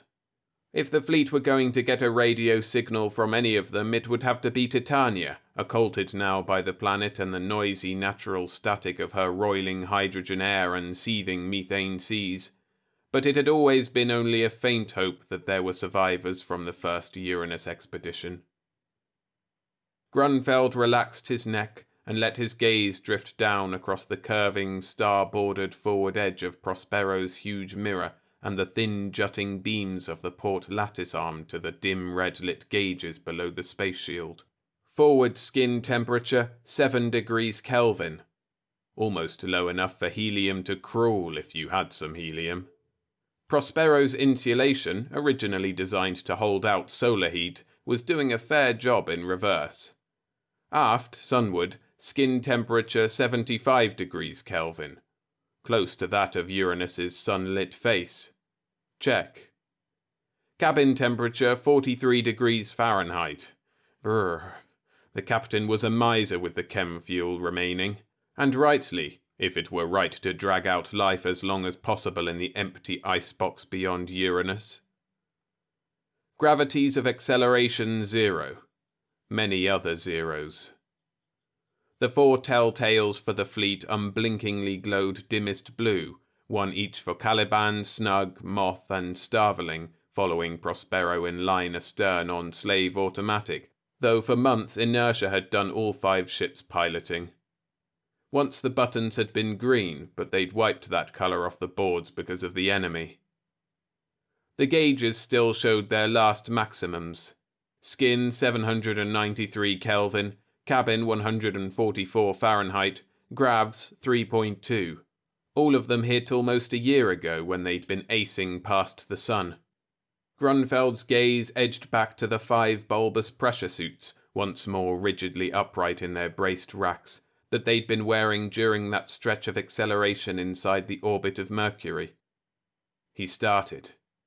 For a moment he thought he saw the dark circled eyes of the captain peering between 2 of the bulging black suits. Nerves. The captain had to be in his cabin readying alternate piloting programs for Copperhead.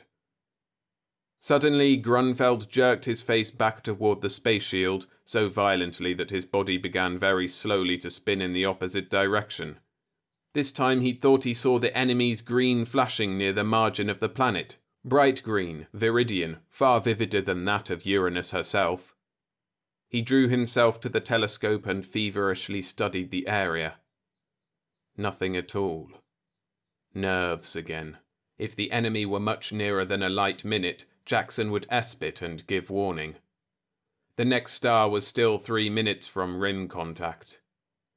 Grunfeld's mind retreated to the circumstances that had brought Prospero, then only Mercury 1, out here. Chapter 2. When the First Interstellar War erupted, the pioneer fleets of Earth's nations had barely pushed their explorations beyond the orbit of Saturn. Except for the vessels of the International Meteor Guard, spaceflight was still a military enterprise of America, Russia, England, and the other mega-powers. During the first months, the advantage lay wholly with the slim black cruisers of the enemy, who had an anti-gravity which allowed them to hover near planets without going into orbit, and a frightening degree of control over light itself. Indeed, their principal weapon was a tight beam of visible light, a dense photonic stiletto with an effective range of several Jupiter diameters in vacuum. They also used visible light in the green band for communication as men use radio, sometimes broadcasting it and sometimes beaming it loosely in strange abstract pictures that seemed part of their language. Their gravity-immune ships moved by reaction to photonic jets, the tightness of which rendered them invisible except near the sun, where they tended to ionize electronically dirty volumes of space. It was probably this effective invisibility, based on light control, which allowed them to penetrate the solar system as deep as Earth's orbit undetected, rather than any power of travel in time or subspace as was first assumed. Earthmen could only guess at the physical appearance of the enemy, since no prisoners were taken on either side. Despite his impressive maneuverability and armament, the enemy was oddly timid about attacking live planets. He showed no fear of the big gas planets, in fact hovering very close to their turgid surfaces as if having some way of fueling from them. Near Terra, the first tactic of the black cruisers, after destroying Lonostrovok and Circumluna, was to hover behind the moon as though sharing its tide-lockedness, a circumstance that led to a sortie by Earth's combined fleet, England and Sweden excepted. At the wholly disastrous Battle of the Far Side, which was visible in part to naked-eye viewers on Earth, the combined fleet was annihilated. No enemy ship was captured, boarded, or seriously damaged, except for one which, apparently by a fluke, was struck by a fission-headed anti-missile and proceeded after the blast to burn, meaning that it suffered a slow and puzzling disintegration, accompanied by a dazzling rainbow display of visible radiation. This was before the stupidity of the enemy with regard to small atomic missiles was noticed, or their allergy to certain radio wave bands, and also before Terran telepaths began to claim cloudy contact with enemy minds. Following Farside, the enemy burst into activity, harrying Terran spacecraft as far as Mercury and Saturn, though still showing great caution in maneuver and making no direct attacks on planet. It was as if a race of heavily armed marine creatures should sink all ocean-going ships or drive them to harbour, but make no assaults beyond the shoreline. For a full year Earth, though her groundside and satellite rocket yards were furiously busy, had no vehicle in deep space, with one exception. At the onset of the war, a fleet of 5 mobile bases of the US Space Force were in orbit to Mercury, where it was intended they take up satellite positions prior to the prospecting and mineral exploitation of the small sun-blasted planet. These 5 ships, each with a skeleton 5-man crew, were essentially Ross Smith space stations with a solar drive, assembled in space and intended solely for space-to-space flight inside Earth's orbit. A huge paraboloid mirror, its diameter 4 times the length of the ship's hull, superheated at its focus the hydrogen which was ejected as a plasma at high exhaust velocity. Each ship likewise mounted versatile radio radar equipment on dual lattice arms, and carried as ship's launch a 2-man chemical fuel rocket adaptable as a fusion-headed torpedo. After Farside, this tin can fleet was ordered to bypass Mercury and, tacking on the Sun, shape an orbit for Uranus, chiefly because that remote planet, making its 84-year circuit of Sol, was currently on the opposite side of the Sun to the 4 inner planets and the 2 nearer gas giants Jupiter and Saturn. In the empty regions of space, the relatively defenseless fleet might escape the attention of the enemy. However, while still accelerating into the Sun for maximum boost, the fleet received information that 2 enemy cruisers were in pursuit. The 5 ships cracked on all possible speed, drawing on the solar drive's high efficiency near the Sun and expending all their hydrogen and most material capable of being vaporized, including some of the light metal hydrogen storage tanks, like an old steamer burning her cabin furniture and the cabins themselves to win a race. Gradually, the curving course that would have taken years to reach the outer planet flattened into a hyperbola that would make the journey in 200 days. In the asteroid belt, the pursuing cruisers turned aside to join in the crucial Battle of the Trojans with Earth's largely new-built, more heavily and wisely armed combined fleet, a battle that proved to be only a prelude to the decisive Battle of Jupiter. Meanwhile, the 5-ship fleet sped onward, its solar drive quite useless in this twilight region, even if it could have scraped together the needed boilable ejectant mass to slow its flight. Weeks became months. The ships were renamed for the planet they were aimed at. At least the fleet's trajectory had been truly set. Almost on collision course it neared Uranus, a mystery-cored ball of frigid gas 32,000 miles wide, coasting through space across the fleet's course at a lazy 4 miles a second. At this time the fleet was travelling at 100 miles a second.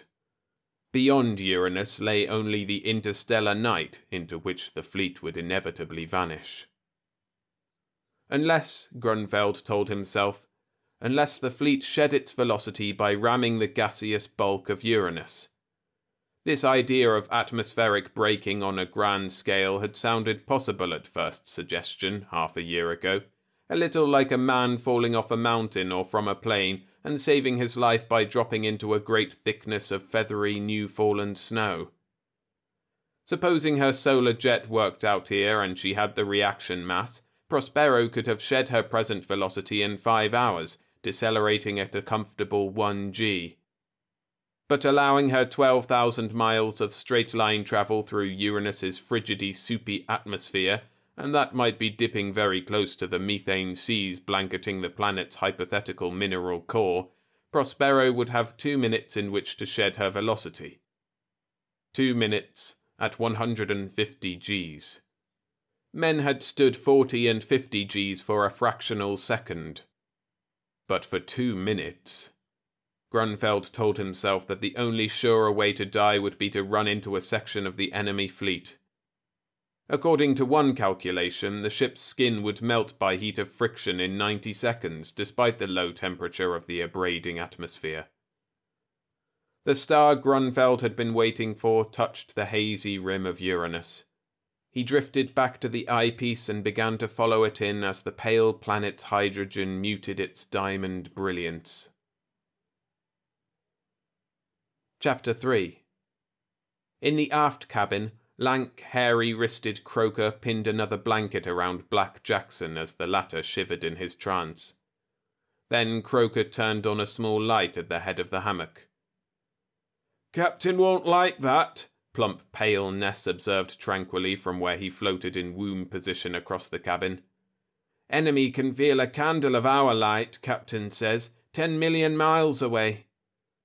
He rocked his elbows for warmth, and his body wobbled in reaction like a pollywog's. "And Jackson hears the enemy think, and Heimdall hears the grass grow," Croker commented with a harsh manic laugh. "Isn't an enemy for 1 billion miles, Ness." He launched aft from the hammock. "We haven't spotted their green since Saturn orbit. There's nowhere for them." "There's the far side of Uranus," Ness pointed out. "That's less than 10 million miles now. 8. A bare day. They could be there." "Yes, waiting to bushwhack us as we whip past on our way to eternity," Croker chuckled as he crumpled up against the aft port, shedding momentum.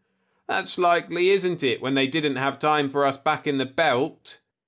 He scowled at the tiny white sun, no bigger a disk than Venus, but still with 100 times as much light as the full moon pouring from it, too much light to look at comfortably. He began to button the inner cover over the port. "Don't do that," Ness objected without conviction. "There's not much heat in it, but there's some." He hugged his elbows and shivered. "I don't remember being warm since Mars orbit." "The sun gets on my nerves," Croker said. "It's like looking at an arc light through a pinhole. It's like a high jail light in a cold concrete yard. The stars are highlights on the barbed wire." He continued to button out the sun. "You ever in jail?" Ness asked. Croker grinned. With the tropism of a fish, Ness began to paddle toward the little light at the head of Jackson's hammock, flicking his hands from the wrists like flippers.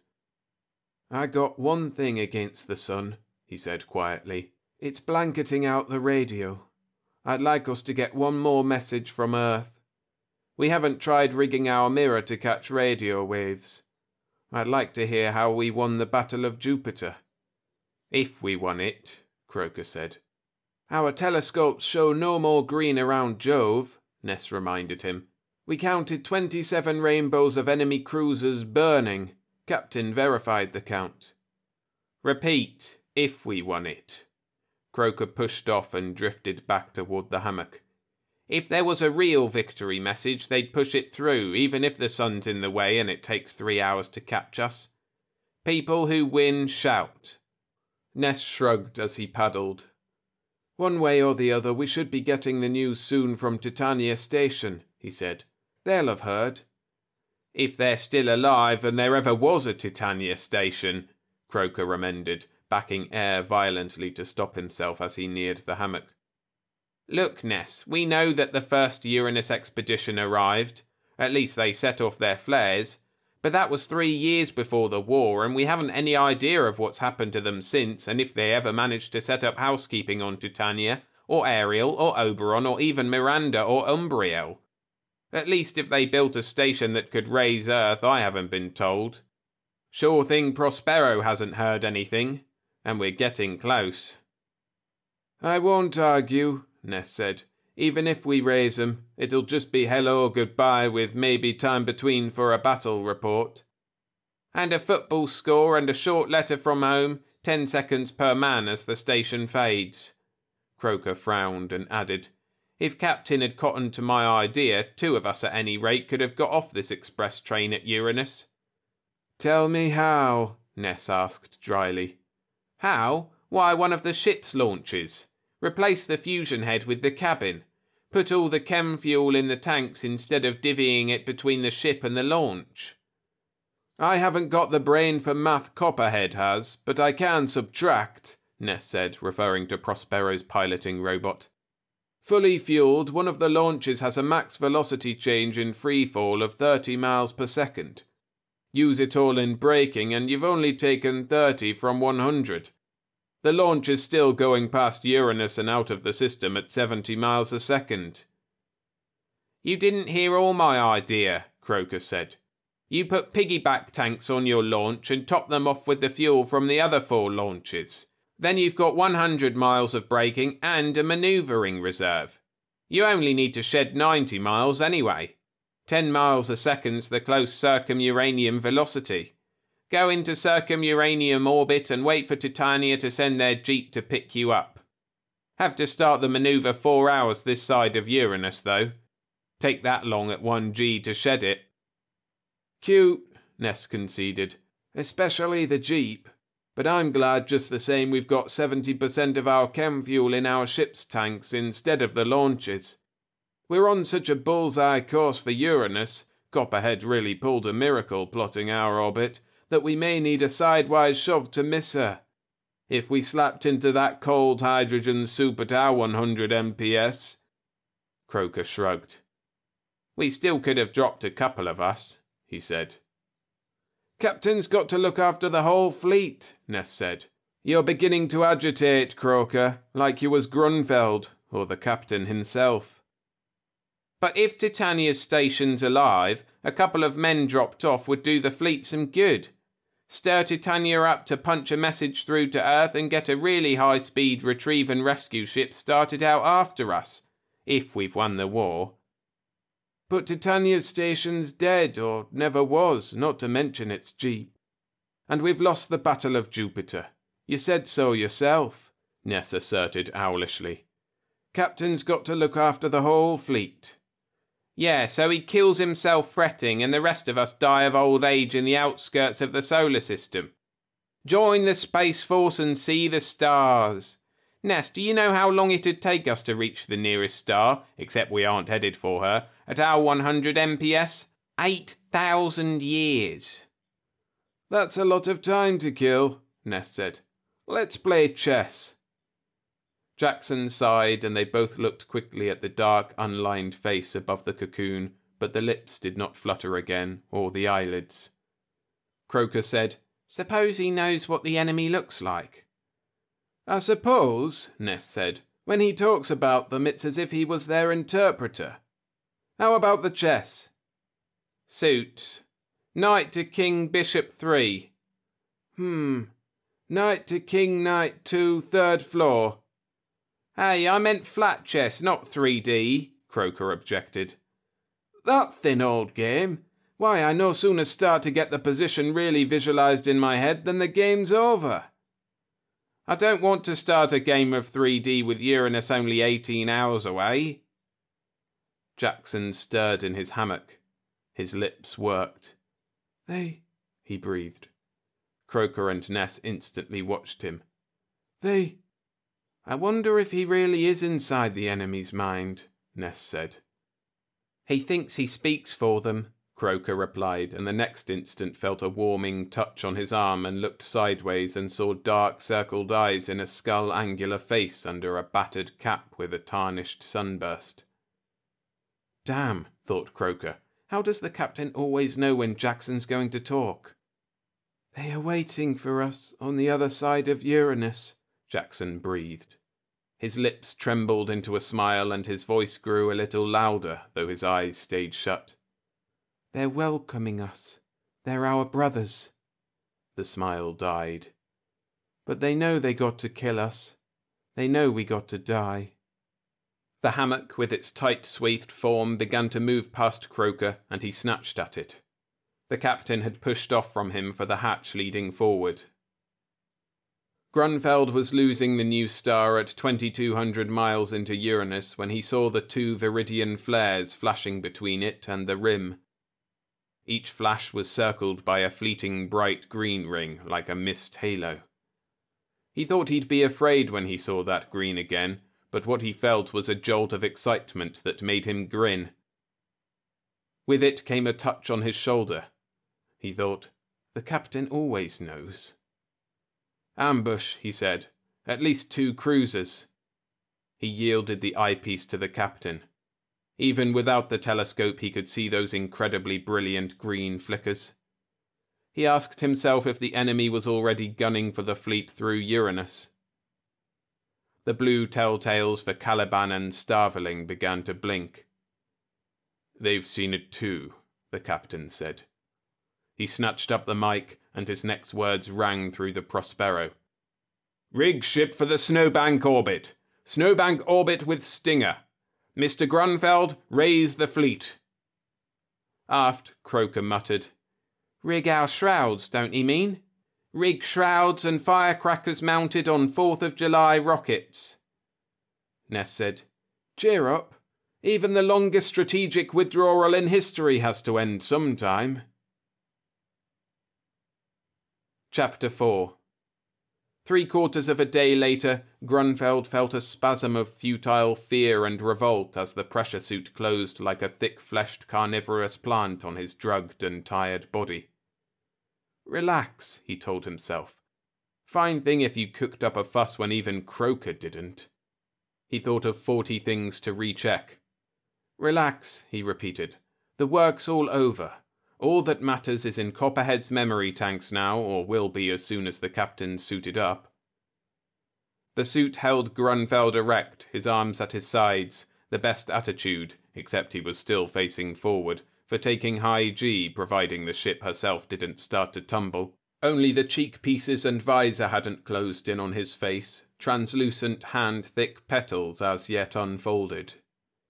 He felt the delicate, firm pressure of built-in fingertips monitoring his pulses, and against his buttocks the cold, smooth muzzles of the jet hypodermics that would feed him metronomic drugs during the high G stretch and stimulants when they were in freefall again. When? He could swing his head and eyes just enough to make out the suits of Croker and Ness to either side of him, and their profiles wavy through the jutting, misty cheekpieces. Ahead to the left was Jackson, just the back of his suit, like a black snowman standing at attention, pale olive-edged by the great glow of Uranus. And to the right, the captain, his legs suited, but his upper body still bent out to the side as he checked the monitor of his suit with its glowing blue button, and the manual controls that would lie under his hands during the maneuver. Beyond the captain was the space shield, the lower quarter of it still blackness and stars, but the upper 3/4 filled with the onrushing planet's pale mottled green that now had the dulled richness of watered silk. They were so close that the rim hardly showed curvature. The atmosphere must have a steep gradient, Grunfeld thought, or they'd already be feeling decel. That stuff ahead looked more like water than any kind of air. It bothered him that the captain was still half out of his suit. There should be action and shouted commands, Grunfeld thought, to fill up these last tight-stretched minutes. Last orders to the fleet, port covers being cranked shut, someone doing a countdown on the firing of their torpedo. But the last message had gone to the fleet minutes ago. Its robot pilots were set to follow Prospero and imitate, nothing else. And all the rest was up to Copperhead. Still, Grunfeld wet his lips. Captain, he said hesitantly. Captain? Thank you, Grunfeld, He caught the edge of the skull's answering grin. "We are beginning to hit hydrogen," the quiet voice went on. "Forward skin temperatures up to 9K. Beyond the friendly skull, a great patch of the rim of Uranus flared bright green. As if that final stimulus had been needed, Jackson began to talk dreamily from his suit. "They're still welcoming us and grieving for us. I begin to get it a little more now. Their ship's one thing and they're another. Their ship is frightened to death of us. It hates us, and the only thing it knows to do is to kill us. They can't stop it. They're even less than passengers." The captain was in his suit now. Grunfeld sensed a faint throbbing and felt a rush of cold air. The cabin refrigeration system had started up, carrying cabin heat to the lattice arms. Intended to protect them from solar heat, it would now do what it could against the heat of friction. The straight edge of Uranus was getting hazier. Even the fainter stars shone through, spangling it. A bell jangled, and the pale green segment narrowed as the steel meteor panels began to close in front of the space shield. Soon there was only a narrow vertical ribbon of green, bright green as it narrowed to a thread, then, for a few seconds, only blackness except for the dim red and blue beads and semicircles just beyond the captain of the board. Then the muted interior cabin lights glowed on. Jackson droned. "They and their ships come from very far away, from the edge. If this is the continuum, they come from the discontinuum, where they don't have stars but something else, and where gravity is different. Their ships came from the edge on a gust of fear with the other ships, and our brothers came with it, though they didn't want to." And now Grunfeld thought he began to feel it, the first faint thrill, less than a cobweb's tug, of weight. The cabin wall moved sideways. Grunfeld's suit had begun to revolve slowly on a vertical axis. For a moment he glimpsed Jackson's dark profile. All 5 suits were revolving in their framework. They locked into position when the men in them were facing aft. Now at least retinas wouldn't pull forward at high G decel or spines crush through thorax and abdomen. The cabin air was cold on Grunfeld's forehead, and now he was sure he felt weight, maybe 5 pounds of it. Suddenly, aft was up. It was as if he were lying on his back on the space shield. A sudden snarling roar came through his suit from the beams bracing it. He lost weight, then regained it, and a little more besides. He realized it was their torpedo taking off to skim by Uranus in the top of the atmosphere and then curve inward the little their chem fuel would let them, homing toward the enemy. He imaged its tiny red jet over the great grey-green glowing plain. 4 more would be taking off from the other ships, the fleet's feeble sting. Like a bee's, just one, in dying. The cheek pieces and forehead pieces of Grunfeld's suit began to close on his face like layers of pliable ice. Jackson called faintly, "Now I understand. Their ship—" His voice was cut off. Grunfeld's ice mask was tight shut. He felt a small surge of vigor as the suit took over his breathing and sent his lungs a gush of high-oxy air. Then came a tingling numbness as the suit field went on, adding an extra prop against decel to each molecule of his body. But the weight was growing. He was on the moon now on Mars, now back on Earth. The weight was stifling now, crushing, a hail of invisible sand. Grunfeld saw a black pillow hanging in the cabin above him aft. It had red fringe around it. It grew. There was a whistling and shaking. Everything lurched torturingly. The ship's jets roared. Everything recovered. Or didn't. The black pillow came down on him, crushing out sight, crushing out thought. The universe was a black tingling, a limitless ache floating in a larger black infinity. Something drew back and there was a dry, fiery wind on numb humps and ridges. The cabin air on his face, Grunfeld decided, then shivered and started at the thought that he was alive and in freefall. His body didn't feel like a mass of internal hemorrhages. Or did it? He spun slowly. It stopped. Dizziness? Or the suits revolving forward again? If they'd actually come through... There was a creaking and cracking. The ship contracting after frictional heating? There was a faint stink like ammonia and formaldehyde mixed. A few uranium molecules forced past plates racked by turbulence. He saw dim red specks. The board? Or last flickers from ruined retinas? A bell jangled. He waited, but he saw nothing. Blind? Or the meteor guard jammed? No wonder if it were. No wonder if the cabin lights were broken. The hot air that had dried his sweaty face rushed down the front of his body. Needles of pain pierced him as he slumped forward out of the top of his opening suit. Then he saw the horizontal band of stars outlining the top of the space shield, and below it the great field of inky black, barely convex upward. That must, he realized, be the dark side of Uranus. Pain ignored, Grunfeld pushed himself forward out of his suit and pulled himself past the captains to the space shield.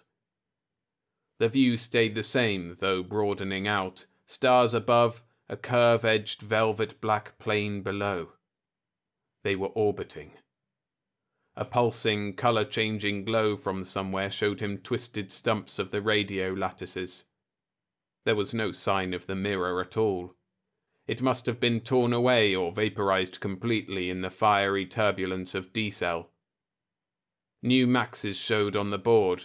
Cabin temperature 214 Fahrenheit, skin temperature 907 Kelvin, gravs 87.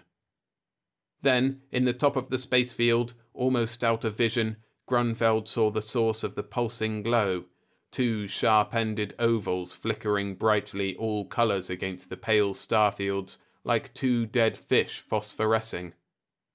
"The torps got to him," Croker said, pushed forward beside Grunfeld to the right. "I did find out at the end," Jackson said quietly from the left, his voice at last free of the trance tone. "The enemy ships weren't ships at all. They were, there's no other word for it, space animals. We've always thought life was a prerogative of planets, that space was inorganic. But you can walk miles through the desert or sail leagues through the sea before you notice life, and I guess space is the same. Anyway, the enemy was, what else can I call them? Space whales. Inertialess space whales from the discontinuum. Space whales that ate hydrogen, that's the only way I know to say it, and spat light to move and fight. The ones I talked to, our brothers, were just their parasites." "That's crazy," Grunfeld said. "All of it. A child's picture." "Sure it is," Jackson agreed. From beyond Jackson, Ness, punching buttons, said, "Quiet." The radio came on thin and wailing with static. "Titania Station calling fleet. We have jeep and can orbit into you. The two enemy are dead, the last in the system. Titania Station calling fleet. We have jeep fueled and set to go." "Fleet?" thought Grunfeld. He turned back to the board. The first and last blue telltales still glowed for Caliban and Starveling. Breathe a prayer, he thought, for Moth and Snug. Something else shone on the board, something Grunfeld knew had to be wrong. 3 little words. Ship on manual. The black rim of Uranus ahead suddenly brightened along its length, which was very slightly bowed, like a section of a giant new moon. A bead formed toward the center, brightened, and then all at once the jail yard sun had risen and was glaring coldly through its pinhole into their eyes. They looked away from it. Grunfeld turned around. The austere light showed the captain still in his pressure suit, only the head fallen out forward, hiding the skull features. Studying the monitor box of the captain's suit, Grunfeld saw it was set to inject the captain with power stimulants as soon as the gravs began to slacken from their max. He realized who had done the impossible job of piloting them out of Uranus. But the button on the monitor that should have glowed blue was as dark as those of Moth and Snug. Grunfeld thought, now he can rest.